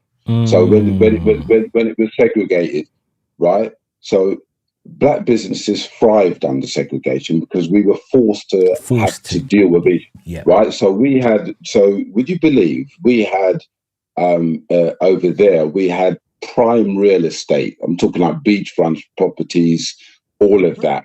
And so when black people went on vacation, they went to black resorts. And so beautiful hotels, beautiful stretches of beaches, that's where black people went. But as soon as the hotels were desegregated, right, black people left their own resorts and went to the resorts where white people were at. Right. So this is something that is deep in our psyche. Do you understand? There's something that is deep within our psyche. So, this is something that we have to have a conversation about, and we have to unpick. And I want to put it. I want to put it out there. What this person texted as well. They said somebody mentioned previous traumas. Why are we still letting traumas rule our future? And I know someone else put what was it? Somebody else put something that they was talking about, but I'll find that back in a minute. But sure. I want to talk about that trauma part because I understand what we're saying with trauma, but I think it's come to a point that we have to not let go of the traumas because it's a part of our history, what makes us stronger and makes us believe in ourselves more, that look what we've been through as people. Sure. But it's got to come to a time that we say, well, let's put this trauma away. Let's use it as our history, what empowered us. But let's get to the real core now and let's get to a solution. What is the solution? Because we can say traumas, this is what happened to us. But what is the solution? The trauma is a very real thing, and it plays out in relationships. It plays out in the way that we treat each other. Yep. And because it hasn't been dealt with properly, right? And as Pauline said, Pauline is quite correct. So up until I really got seriously into reading, which was, the breakthrough book for me was the ISIS Papers by Francis Cress Welsing. I read that book as a young 20-something. And then, that really transformed my thinking. It gave me something to think about. And then I urged my friends to purchase the book so that we could all and read the book, and then we could all get together and we could talk about the various topics that were affecting us in the UK. And so it created a conversation. And so we learned to relate to each other better because we had a better understanding of where we were coming from. And it helped us, like what you were just saying, like, how do you get over the trauma? How do you reconcile that? And how do you move forward? Well, you can't move forward unless you know what it is that is exactly wrong with you. So you need introspection, and you need to find yourself, and you need to work within in order to come out the other end. So if you don't work with it, if you don't work on yourself, and you don't work on your own excellence, and you don't work on your own magnificence, you don't work on your own light, then you're not going to really move forward. You're always going to be marking time. So no matter what, it's like putting a plaster over a gaping wound. The wound needs a suture. It doesn't need a plaster. It's that deep. It needs to be stitched up in order to heal properly. So so I'm thinking we got some work to do, and shows like this I think help to us to articulate what our problems are, and in real time, and what we can do, various solutions, as you said, solutions, which is always a great thing to talk about, is solutions, because we all kind of like know the problems, but the solutions, right? We should be solution based. That's right. And so your show, I think, is a great platform. Oh, thank you. to express that. Yeah, no, definitely, I appreciate that what you're saying, and No definitely, problem. please subscribe. I need you to subscribe. So when we do talk I about will this do. topic, because we need to talk about this Yeah. topic, you can call back in. I think what you're saying is definitely important, and please send me that book. I want to get that book as well that you're talking about. But yeah, please do subscribe to the channel. And when we do talk about this topic, I need you to call in, man, because it's an interesting topic. This is what this show does. Out of this whole conversation that we had today, the real root of it, are we supporting like people like Pauline who's doing our business? Are we supporting our own community? Mm-hmm. And it's a very real thing, but it's been a very real thing for a very long time. Yeah. So my father-in-law had an idea in the 60s. It would have been around, I don't know, it would have been about maybe 66, 67. So he's a professional. He was a professional painter and decorator and handyman. And at the time, in northwest London, there was a number of buildings that were vacant, and that were going quite cheaply. And he tried to, he got his friends together who were similar to him and said, like, why don't we open a factory and make clothes and that's all that stuff. And his friends poo-pooed the idea. So they didn't have this vision, Sorry, you were saying that, and it is vision. When I started doing this, after a while, I worked with a group of people who were in this industry. So I worked with a photographer, a couple of videographers, someone who made cakes, someone who did makeup, and in fact, the lady who did makeup, we go off and do jobs together. And so there was actually a cohort of us. So if someone wanted a job done for an event, we would recommend each other. And generally, when we did a job, it would be all of us who actually got that job based on the recommendation. And, we did jobs. Okay, we did a few jobs for Asians. That doesn't normally come about. Again, the hotel that would refer me, they would sort of like recommend us as well. But the fact that we all got together as a group was really, really powerful. And we actually produced magazines, and people would look at these, or brochures, I should say, and they were looking at them saying, you guys are going to be so expensive. The photographer was absolutely brilliant. So was the videographer. As I said, my work is brilliant anyway. And we had the cake lady and the lady doing makeup, and then we got someone else the wedding dresses. So we were actually able to go to a bride and say, this is what we can offer. And if it wasn't a wedding, we could still go and say, right, well, we can offer a videographer, we can offer this, and we still need to be doing that. We still need to be supporting, and we do need to see. And collaboration is the key. I think collaboration for small businesses. And that's what we need to do. That's the way forward. But again, within that group, it could be that the photographer would say, because he'd always call me like Miss P, we'd be on the phone for absolute ages, and he would say to me, why don't you try this or try that? And I would say to him, I mean, I'm not a photographer, but I could say to him from a woman's point of view, when when taking the photographs of the bride's bouquet, do it this way or whatever. And we actually collaborated, and we did an enormous amount of jobs, quality jobs. Fantastic.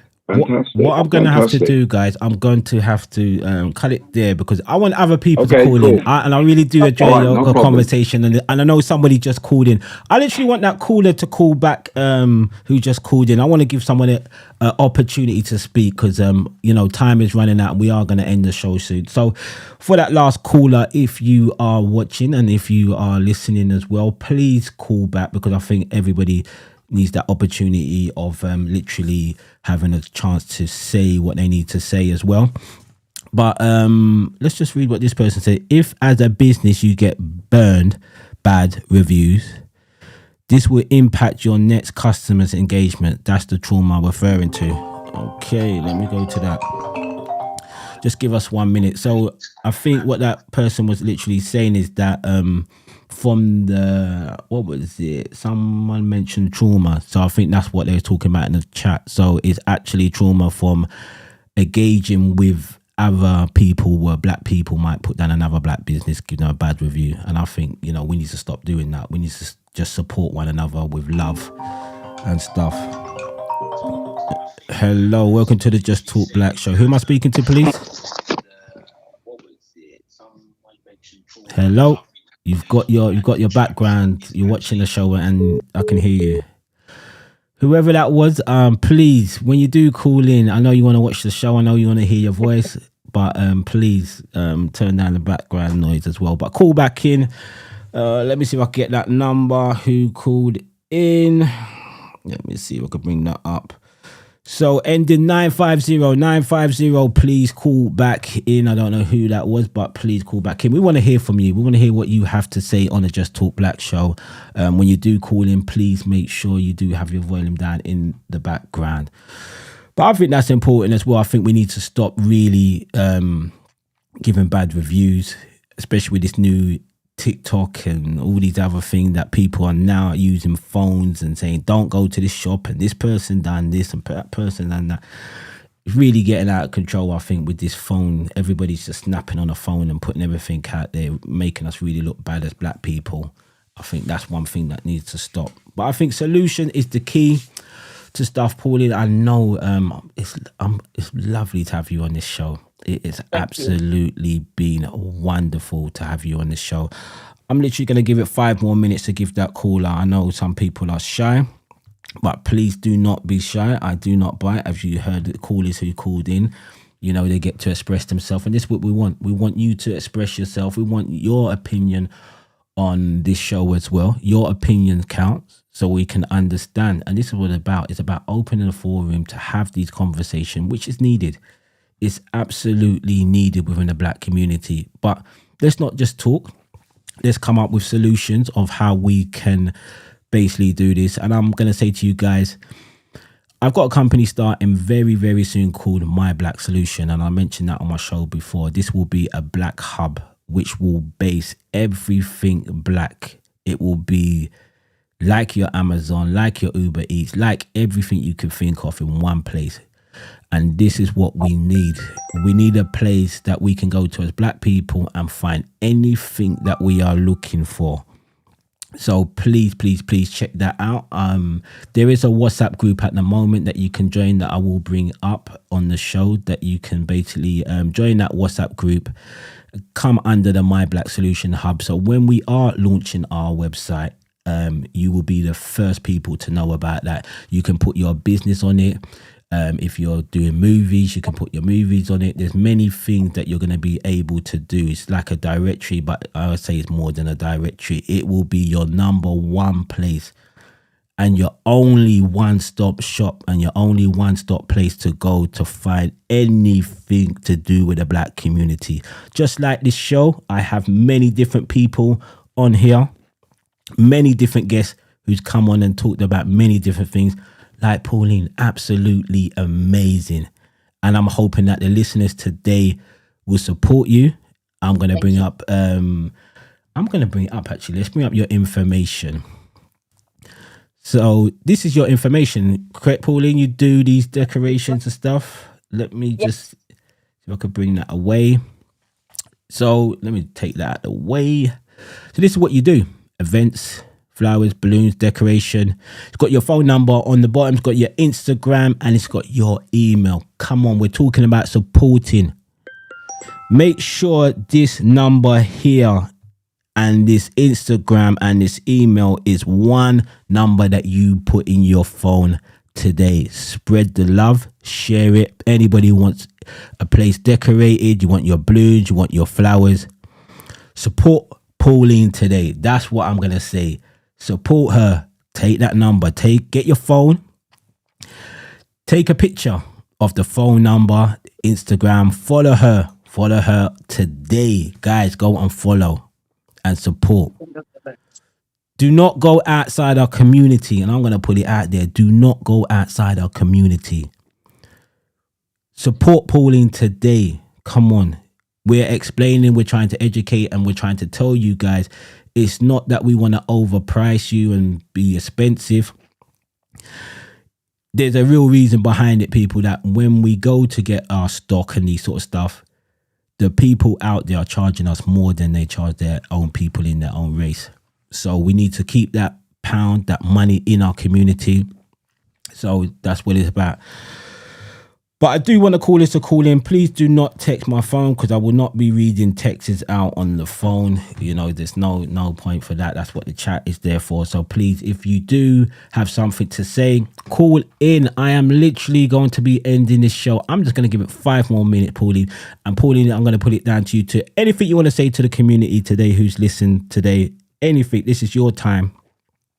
Right. I'm going to say that it would be great if we really did get support from our own community.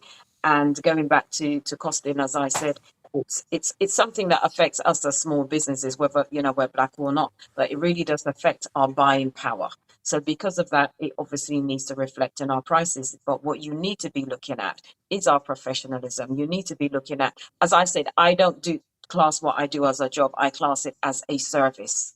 And each time I do someone's job, I'm doing it for you. It's a unique job. When I buy my flowers or whatever I'm decorating with, or, I do funerals as well. They're personal to you. So I will sit with people. I'll talk to people. If someone dies, I will reflect that in the person who's actually died. I get a lot of jobs for flags. People love flags. And I must admit, I was doing flags ages ago before we see all these high street shops doing our flags. Um, and sometimes I must admit, I think, you've gone somewhere else and now there you are doing a Ghanaian flag, a Jamaican flag, a Guyanese flag, a Trinidadian flag. And you're not coming to us to do these type of things as well. And fine, it is your money. But at the end of the day, we also need to elevate our businesses, and we do need people to start trusting in what we do. We really do need that support, because many of us fall by the wayside because of lack of financial support and lack of recognition. And someone does a job, I always go back and I'll check the following day or 2 days after.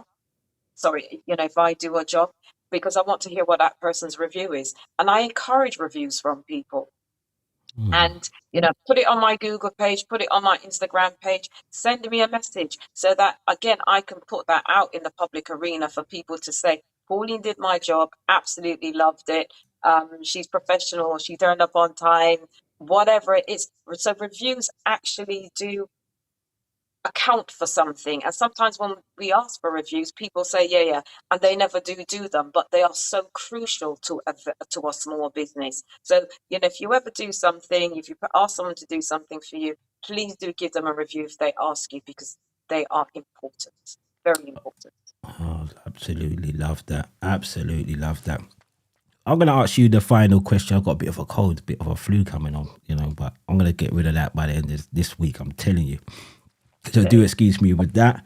If you can host a table with any black person living or past, who would you invite and why? This is the most famous question that we ask on the Just Talk Black show. There's so many, but I'm telling you what, I'm going to have to say. Hold on 1 minute. Hold on. Let me just... Can you just hang on a minute and I'll bring you on a minute? Just hang in there for 1 minute. I'm just going to ask Pauline this question and then we'll bring you on. Sorry, go on, Pauline. I was going to say Tina Turner. Tina Turner? Come on. No. Why Tina Turner? I'm not looking at things politically.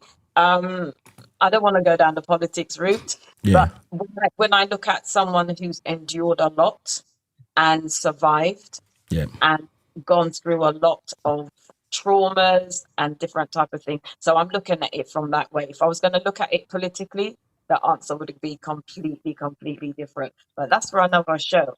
But in terms of a strong woman who's had to put up with loads and loads of things, and abusive husband, but still actually survived after all that, and still managed to make a success of her life. So for me, it's looking at someone like that. But as I said, for another show, my answer would probably be totally, totally different. All right, we'll go with Tina Turner. That's the first time, but you know that's good. Tina Turner, why not? Tina Turner, she did go through a lot though. In general, she really did face so much, and to get through what she went through, still, you know, And I do, good. and sorry, and I do think, you know, in my teaching again, I've actually ended up teaching women who've been abused, Yeah. and I've taught Black women who've been in prison and come out of prison, and it takes a lot to actually break down that anger and and all the other things that you need to do to try and get them back into society. And I've been faced with women that sort of like coming up like, yeah, you know, I'm top notch in prison, and I go, no, well, I'm top notch in the class, honey. So you know, rest back because I'm top dog here. But you know, it's again, it's looking at what they've actually gone through and all the experiences that they've had. And as a woman, I can tell you, it's not nice at times when you get these women in your class or Yeah. you're in a group and you're having to listen to the Yeah. trauma, and you can Traumas. see all the things that have happened to them. And that's why I'm Okay. saying I've said Tina Turner on All this. I right. think. Okay, All right. that's fair enough. I want to bring this caller in. Welcome to the Just Talk Black show today. Who am I speaking to, please? Hi, this is Pauline Dean speaking. How are you doing today, sir? Not bad, not bad. How you doing, Pauline? I'm fine, Paulie. How are you? Not It's bad, interesting not that bad. we've had all men. We've had only male callers. Yeah, me and my wife were sitting down listening to the whole show. That's why before she's like, "Oh, what are you going to call in about?" And I said, "Well, he said that we can call in and talk." And so I thought, okay. And that's what we need. We need callers in, just like yourself. So tell us, what do you have to say today? Let's hear what you've got to say on what's been happening on the show. Which part do you want to talk about? So when you said about us, do we support our businesses? That section I was thinking about. Yep. Because does our community support us? We do and don't. There's a trust issue that goes on because they want consistency. If you don't show the consistency, then there's no trust. And there's no trust from the beginning because it's what they've been shown. Like me and Pauline were both teachers. We spoke on it before. And it's all the things that you learn from school. You learn it from school and they put you into different groups. And it's like basically social engineering. You know, we've been put into a state school. Now we look at, there's 20 million children in education right now, and they're all learning the same thing. You know, there's about 7,000 that's going to a private school doing 18 subjects while the rest of us are doing only 8. We've been shut down. Pauline was talking about when she was doing her carpentry, she wanted to do carpentry. She was talking about when she went to the college and she looked through the window and she could see the floristry and she wasn't allowed to go in. But that's a skill she wanted to do. That was something that she had in her brain, but the school wasn't providing that. You know, so there's a lot of children that's suffering because of all these things, that there's not enough stuff that they're able to do, which they can do. You know, they've taken away certain things from schools. I'm 50 years old, and I was told it was just before I was born, they took away the plumbing and the electrical work and stuff from the schools. But how can a young boy make his mum feel proud? Mum can do the writing, she can do geography, she can do history, she can do all this stuff, you know? So what are you going to do to make her proud? Okay, the tap's not working, dad's not home, and stuff like that. All right, so he learned it at school and he fixes it. Or if dad's not around, say dad's not around, mum's now got to fork out money, £80, £120, £160. This is something her son could do, but you didn't want to teach him it in the school. You wanted to teach him the same thing that she already knew. And it's with everything else. It's like even with the girls as well. It's not just the boys, it's the girls as well. You're giving everybody the exact same things. So how can we support each other? And the community section, we used to be that community. We used to be the village where, you know, you can't get away. I remember somebody giving a young boy some drugs, and I actually beat up the person who gave him the boy that drug. Yeah. And by the time I got home, my mum knew about it. But, you know, and people were saying, oh, well done for doing that and getting that person. But, you know, nowadays it's all like you can't touch, you can't do anything like that. You know, if you stick up for someone or you say something, it's become very political. There's so many different things that you have to think about. Yeah. Also going into, like the pricing when like Pauline said, she's doing her floristry. Okay, so she has to go down to Covent Garden, or she used to go down to Covent Garden. She used to buy her items. Pauline, who did you buy the items from? Well, there's nobody who looks like me selling flowers. Okay, you see? Now, the other day I went to buy glass, right? So everybody needs, like, we got windows in your house. You know, you want to get somebody who looks like you to put those windows in. So yes, they go and they're the builder. They comes and put that. But when they go to buy the glass, who are they buying that glass from? So that person is putting that price, what they want, on our people. But for their own people, it's not that same price. We need to be the people who started from the beginning. Yeah. So yes, you are having a florist, but I want you to think bigger.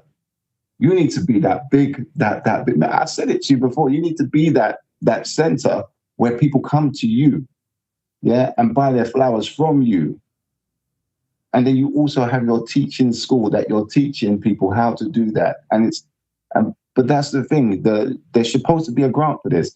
We've got so much. There's so much money being wasted, and people telling us that, oh, you know, we've raised 60 million for Africa, but the money don't go to Africa. Come on.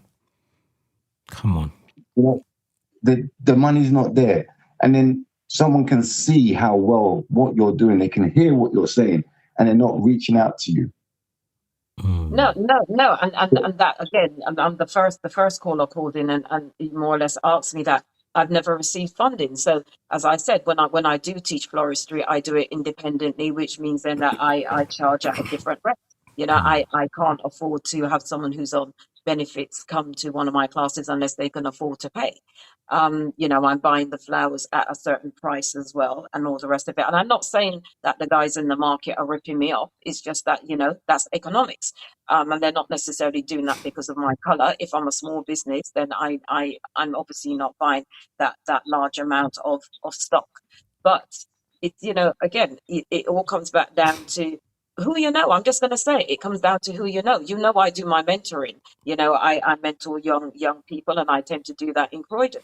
Well, you know full well that we have an issue there, and I've done that for free most of the time. You know, I have ladies who are social workers, teachers, TAs, and all this type of thing come and help me do presentations. And there's a supplementary school that I align myself to is always very, very helpful whenever I need any support. You know, they sometimes they've even given me the rooms for free to teach floristry. Right. You know, I've taught classes for £10 for the Black community so that they can come in and learn a skill. But I can't afford to always do that where I'm spending my money all the time. I just am not getting funding. As I said, I'm not very skilled at, you know, filling in these forms and using the right language for it. But predominantly Black businesses just do not get any funding. So whatever we do is done in a way that we need to do it privately, where we therefore need to earn from it, because we can't afford all our lives to be doing this for free. Then means that you've got to then have 2 or 3 jobs. And whilst I don't mind doing that all the time, I've been doing it for absolute years. I've been doing it for about 20 odd years, where I'm doing this stuff for free. But I can't keep doing that. Where do we get the funding from? You know, why is it only certain businesses that get the funding? And even with Black businesses, there are still only certain Black businesses that get the funding. And it's the same people year after year after year. Yeah. Can I just quickly? I just want to quickly go back to the caller. I'm just issuing about the time and the time we're running out of time here. I just want to quickly just ask the caller. You phoned in and you said what are some of the problems. Now I want to ask you, what's the solutions? That's what I want to know. Yeah. So okay. So I'm a solution person. Yeah. That I deal with solutions. I can talk about the problems because it's there, but I also like to look on the other side. There is a solution for things. We need to have our own. And then people will turn around and say, oh, no, that's just being, segregation again. And no, it's not about segregation. What we have to understand is that in UK, there's 60 million people. Let's just say that's a borderline number. It's going to be more or less, but let's just say it was 60 million. Now we're going to say there's 2.3% is black people, black BAME people. Okay, so now that's 1.5 million. Think about that. There's 1.5 million against 58.5 million. And in America, it's 348 million people there, borderline. And then it's 21 million is actually black and ethnic minority. That's there. So but the thing is, the difference between there and there is that the numbers is like 2 to 1.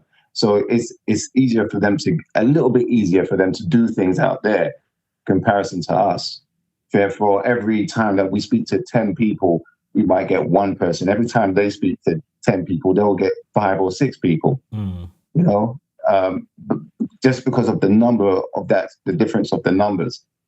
So, but when we start to have our own, but we haven't, lock on, OCR, AQA, person, we don't own those curriculums. We're not part of owning anything. We're not part of owning the legal system.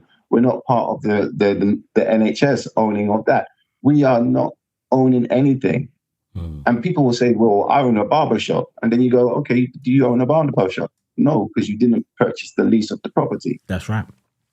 Yeah. That's right. Okay. So the solution is that we really have to start teaching our younger ones that we need to work together and that we need to start loving ourselves, because you can't turn around and say you love yourself and then you end up stabbing somebody who looks like you for no particular reason. Yeah.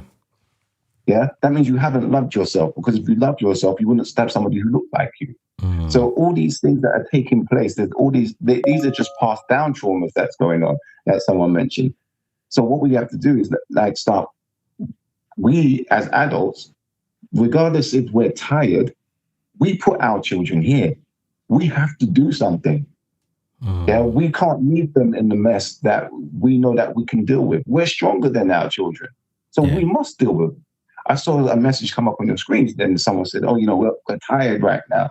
I was like, yeah, I'm tired, but I don't want my children to go through what I went through. Time for a change. Yeah. Time for a change. So, I created IFAL, International Institute for Adults Learning.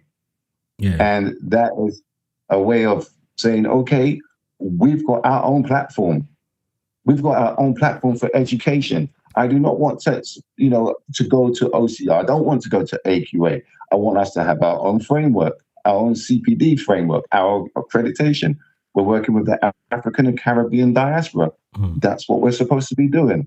And yes, we won't always get on. There's culture differences, but it's about we're reaching a goal. We've got to get to the goal. If other people tried to do it, but they were assassinated because of them trying, but they recognize there is differences, but we still have to have that same goal. We got that number one goal, that we want our own thing. And that's what I said. It's like, in the show, you actually mentioned it as well. Your accountability. When something goes wrong, how do you compensate someone back? I thank you very much. I'm sorry about that. How about this? Have another free haircut next week and I'll make sure that it's sorted. Yeah. Or, someone's done it to me, like, oh, Paul, you can't do this on the course. Okay, worry. Sorry about that. I tell you what, here's a free course. Jump on that one as well. Take that course. And let me know if you see any problems in that one. Get them to work with you, because, at the end of the day, you can't get everything right. We're all still learning. Yeah. Yeah, I agree with you with that. And Paulie and I have worked together. He says he earns IFAL and IFAL, and together we've created a course. And because of my experience in early years, I've actually reproduced a early years course as well.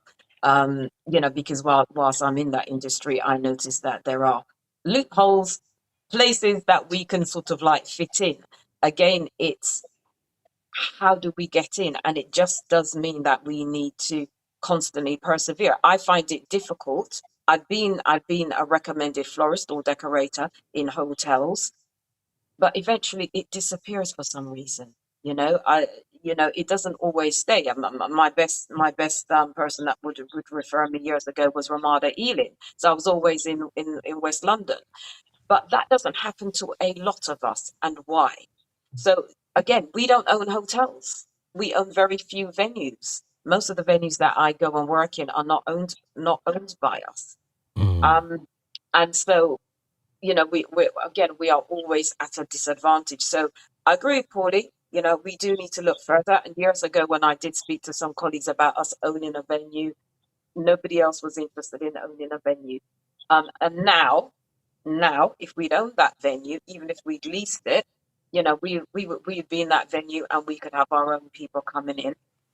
And not only catering for our own people, but catering for everybody else and earning money from different communities. So sometimes we just do need to look a little bit further than, yes, I want to have a shop, but do you actually own the freehold on that shop as well? So those are the type of things that we need to be looking at. And but again, parents need to be involved in this type of thing, and parents need to be speaking to their children. And as I said, when I'm doing mentoring, there are many times that you invite parents and they'll tell you, oh, I've got to go shopping today, it's Saturday, all manner of excuses. Then you say, okay, well, I'll do a workshop on a Sunday.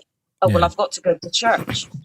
And on the week, during the week, it's the children are tired. How do you engage the Black community to actually educate them? And I'm not only talking about a piece of paper, I'm actually talking about to make them more aware of what's going on. It's the only food that we use to engage with these people. It's if you say there's free food, I'm telling you now, they're all coming down. Turn up, But what I'm gonna have to do, guys, and I know this is really a hot topic, and I'm gonna give the caller just a last chance to finish off, but I'm going to have to end the show. Really gonna have to end it. And the reason why I'm gonna bring it back. I'm gonna bring this topic back because it's one that is definitely needed and is so empowerment to see. And I think this is why I like doing the Just Talk Black show, because to me, it educates me, it helps me to understand what is going wrong in the Black community in so much different ways. And until you understand what is going across the whole board of the Black community, whether that's in the care system home, whether that's in the schools, whether that's in a barber shop, whether that's doing anything, you need to get the rounder picture. And then when you can get the rounder picture, is that you can come with a solution. Because everybody's saying we need a building, we need this, we need that. But we also need that hub. And that's why I keep on going back to the company that I'm starting, that hub. That's that one place that we can go to find everything, but also build businesses from it. Start businesses from it. Have our own banks. Have our own schools. But until we come together as one, as a people, we're never going to succeed. Divide and conquer is the biggest thing that the government use against us as Black people. So everybody can have their own business, but if you're doing your business over there and the next person doing their business over there, and we're not coming together to say, well, you're having a wedding and then the DJ's a Black DJ, the hall's owned by a Black person, this is on the caterers, this and that. But if we're mixing it up, where that money is coming out of the community straight away. Everything's coming out of the community and out of our pocket straight away. But unity is the key. Education is the key.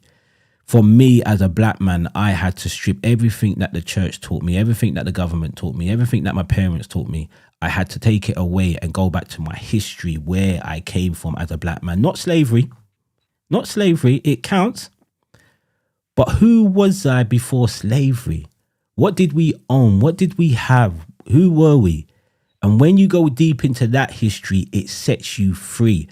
How much Black kids out there that you could stop on the street today and say, tell me a Black person what they invented? Are they teaching that in schools? I don't know. Somebody tells me. Are they teaching what some of these real Black people in the past, what sort of inventions did they do? What did they make? The traffic lights, certain things that they done that these young kids now generation don't even know. So they got nobody to look up to except for a football star, rapper or singer. So when we teach the kids about our history and how we are kings and queens, that mindset that look at yourself as a black king, look at yourself as a black queen, because that's where you came from. You came from kings and queens. That empowers you now as a person to say, I'm empowered to do anything I need to do, and I can do anything because I came from kings and queens. So that's what I think, and I'm going to give you a quick chance to finish it off, and then we'll leave it as that. Okay, so thank you. We have collective purchasing groups. So as a group, if we go and purchase, the sound's gone. Yeah, we can hear you. Oh, okay. Sorry. Yeah. So as a group, if we purchase as a group of people going into one place and sending out people to where they need to go, then it starts to be an effect. So you go, okay, so that's happening. You're purchasing, which then allows you to then reduce your prices. Instead of putting up your prices, you can bring down the prices. Yeah. But also we start being the wholesalers. We need to start becoming the wholesalers, not just the people who just work in the shop, but that actual wholesalers. Someone said that around the corner in Mitcham that these two guys who are our people had opened the shop. No, they only owned 1% of it because they were showing their face on it. And that was creative marketing by the Indians. So, get these guys just to pretend that they owned the shop, and they didn't own the shop. Because when you looked at the names of the people who did own the shop, it wasn't them. Guess what? And I used to teach one of them. Sorry, I used to teach one of them at primary school. Which one, the Indian one or the young boy? Which one? Is it the Indian boy or the famous, whoever they were? The one whose dad is famous. I used to teach him down at one of the primary schools in Thornton Heath. Yeah, see, the thing is, when those things happen, it's really bad on our community because we want to support our own people. But if we're finding out afterwards that they're actually being used by the Asians to do what they need to do, it becomes a problem then, and it's not nice. Yeah. It's like we're always being used. These are things that are happening. Okay, then we have things like peer review networks, where we can, support each other's business, give accountability, talk about, give ourselves feedback onto how to improve. And if you can, you've got the time to help somebody, then you help them. Yeah. Like I can build websites, but I'm an IT specialist, so I go into fixing websites instead of actually building them. So someone who's a website designer would do that. But when there's the issues, I can go in and support it. I can build computers and stuff like that. So when I'm working with the Antigua and Barbuda National Association, I give them the support that I can give them with the skills that I have. So they can actually grow a little bit more. And the same with the Trinidad and Tobago National Association. And I'm trying to work with all the different associations because there's courses that's on IFAL platform that I can give to them to support the parents. So the parents, they're safeguarding, they want to know about first aid. I've got that on the website, the early years courses, and we've got them all at reasonable prices. We have them all at like $20 or $25, not like £50 and then when I say dollars, it means that it's even less. So if I said 20, it's actually going to be 15. Yeah. So we've got like reasonable price courses out there. And the reason why we use dollars and not pounds is because there's more people outside UK than there is inside UK. Oh, come on. That's the logic behind it. Yeah. Then you got we have mentorship programs that we're supposed to be able to support each other with.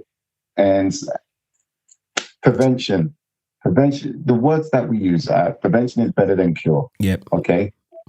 You mentioned before that you want to reach out to people to do things, but they always got no time. They got no time. Yep. As soon as something bad has happened, finally they've got time. You're not supposed to wait until the time that happens. You're supposed to take the information beforehand. Those courses are called awareness.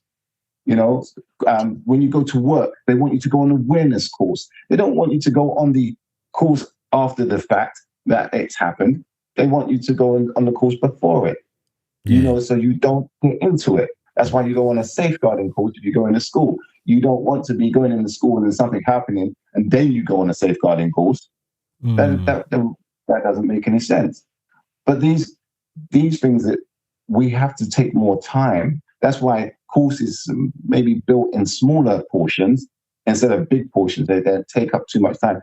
Allow people to take in a bit more knowledge to help them help their children and so on.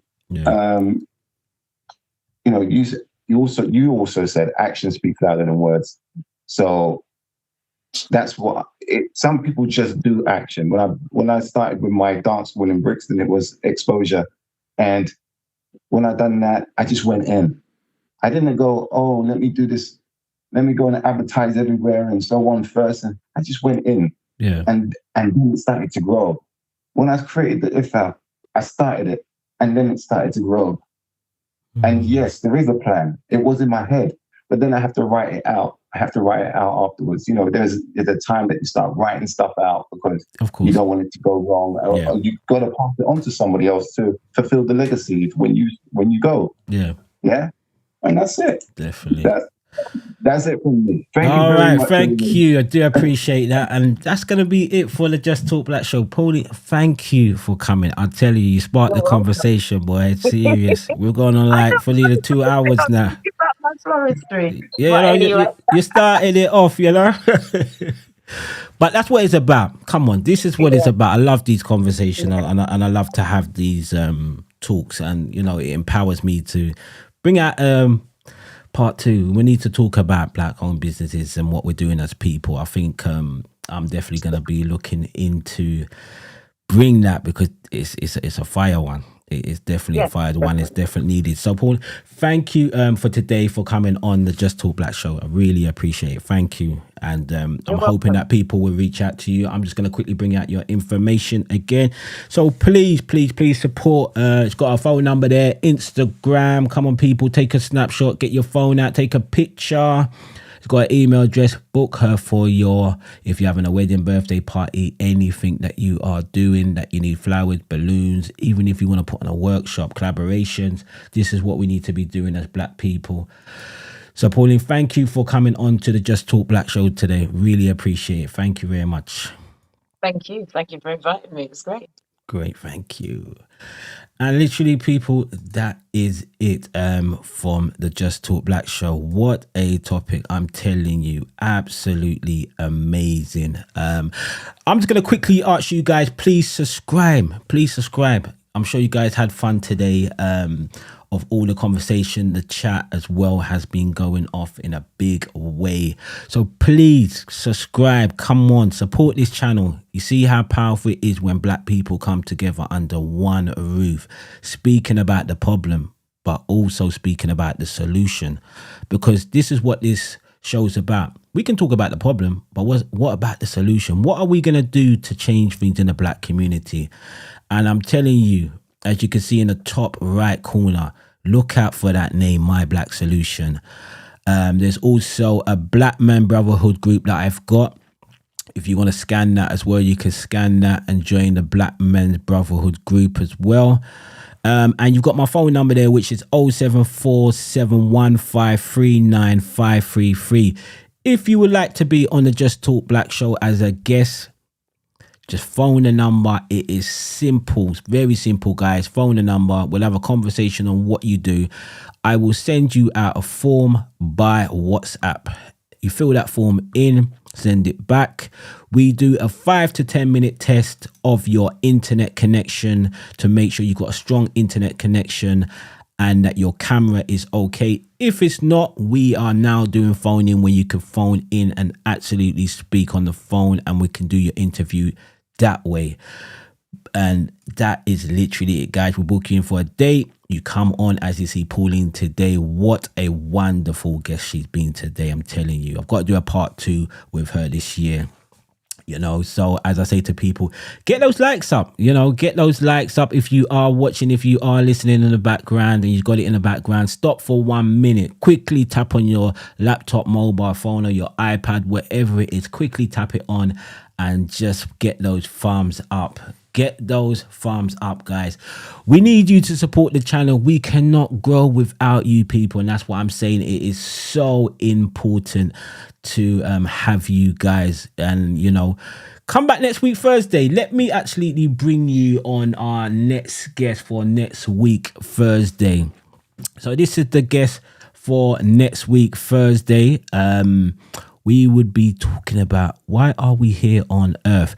This guy is from Ghana. So this is from Ghana. That's why I say the Just Talk Black show, we go into any different type of topic. He's going to be talking about his basically spirituality, science that he's going to be talking about, and why are we here on earth. So that's going to be a very interesting topic to be talking about next week, Thursday, guys, live 7:30. And always the phone lines are always going to be open for you guys to phone in and say what you think about the topic. Maybe you want to ask our guests a question about why are we here on earth, you know. So as well, let me quickly go through the advertisement because I've got a couple of things that I want to show you guys. So this is the My Black Solution WhatsApp group, which is at nas.im Black Solution. Guys, this is a WhatsApp group that you can join. This is also the Black Men's Brotherhood group that you can also join as well. And then we are...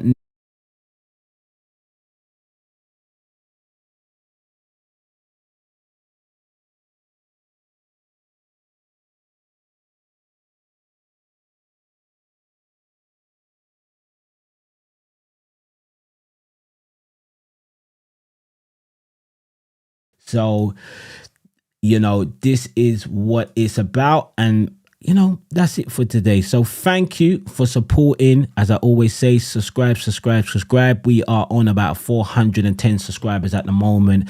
Let's get it up. Please share it with your friends and family, and anybody just want to talk about today's show. That's literally my number at the bottom, which is 07471539533. Even if you want to talk about how we can improve the show, or even if you got a solution that we could bring out, or maybe even work together, I'm always open to be working with people, because my thing is the black community, and I'm here to help the black community. This year is, for me, is seeing us grow in different ways, whether that's open up a business, whether, you know, we have to do some funding, or whatever we have to do to move forward as a black community. That is my goal. That is my dream, to see us move forward as black people and unite and come together under one roof, because that's what we need. We need to be united as one, not divided. But thank you for supporting, and thank you for all the people that's been putting the comments in the chat, and for the callers who called in today. Thank you all for watching the Just Talk Black show.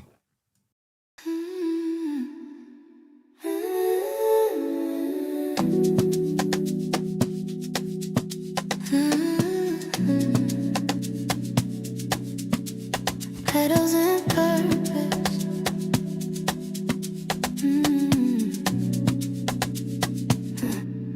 She don't just arrange flowers, she paints with grace, turning empty tables into sacred space. Roses like poetry, lilies that speak, healing through color, bold yet unique. From seed to stem, from root to crown, she lifts the room when she lays them down. It's more than decor when the petals unfold. It's vision, it's courage, it's black excellence, bold. Bloom where you're planted, let your gift show. Floristry flowing, watch confidence grow. Turning pain into beauty, arranging destiny. Every bouquet tells identity. Bloom where you're planted, stand in your glow. Bloom where you're planted,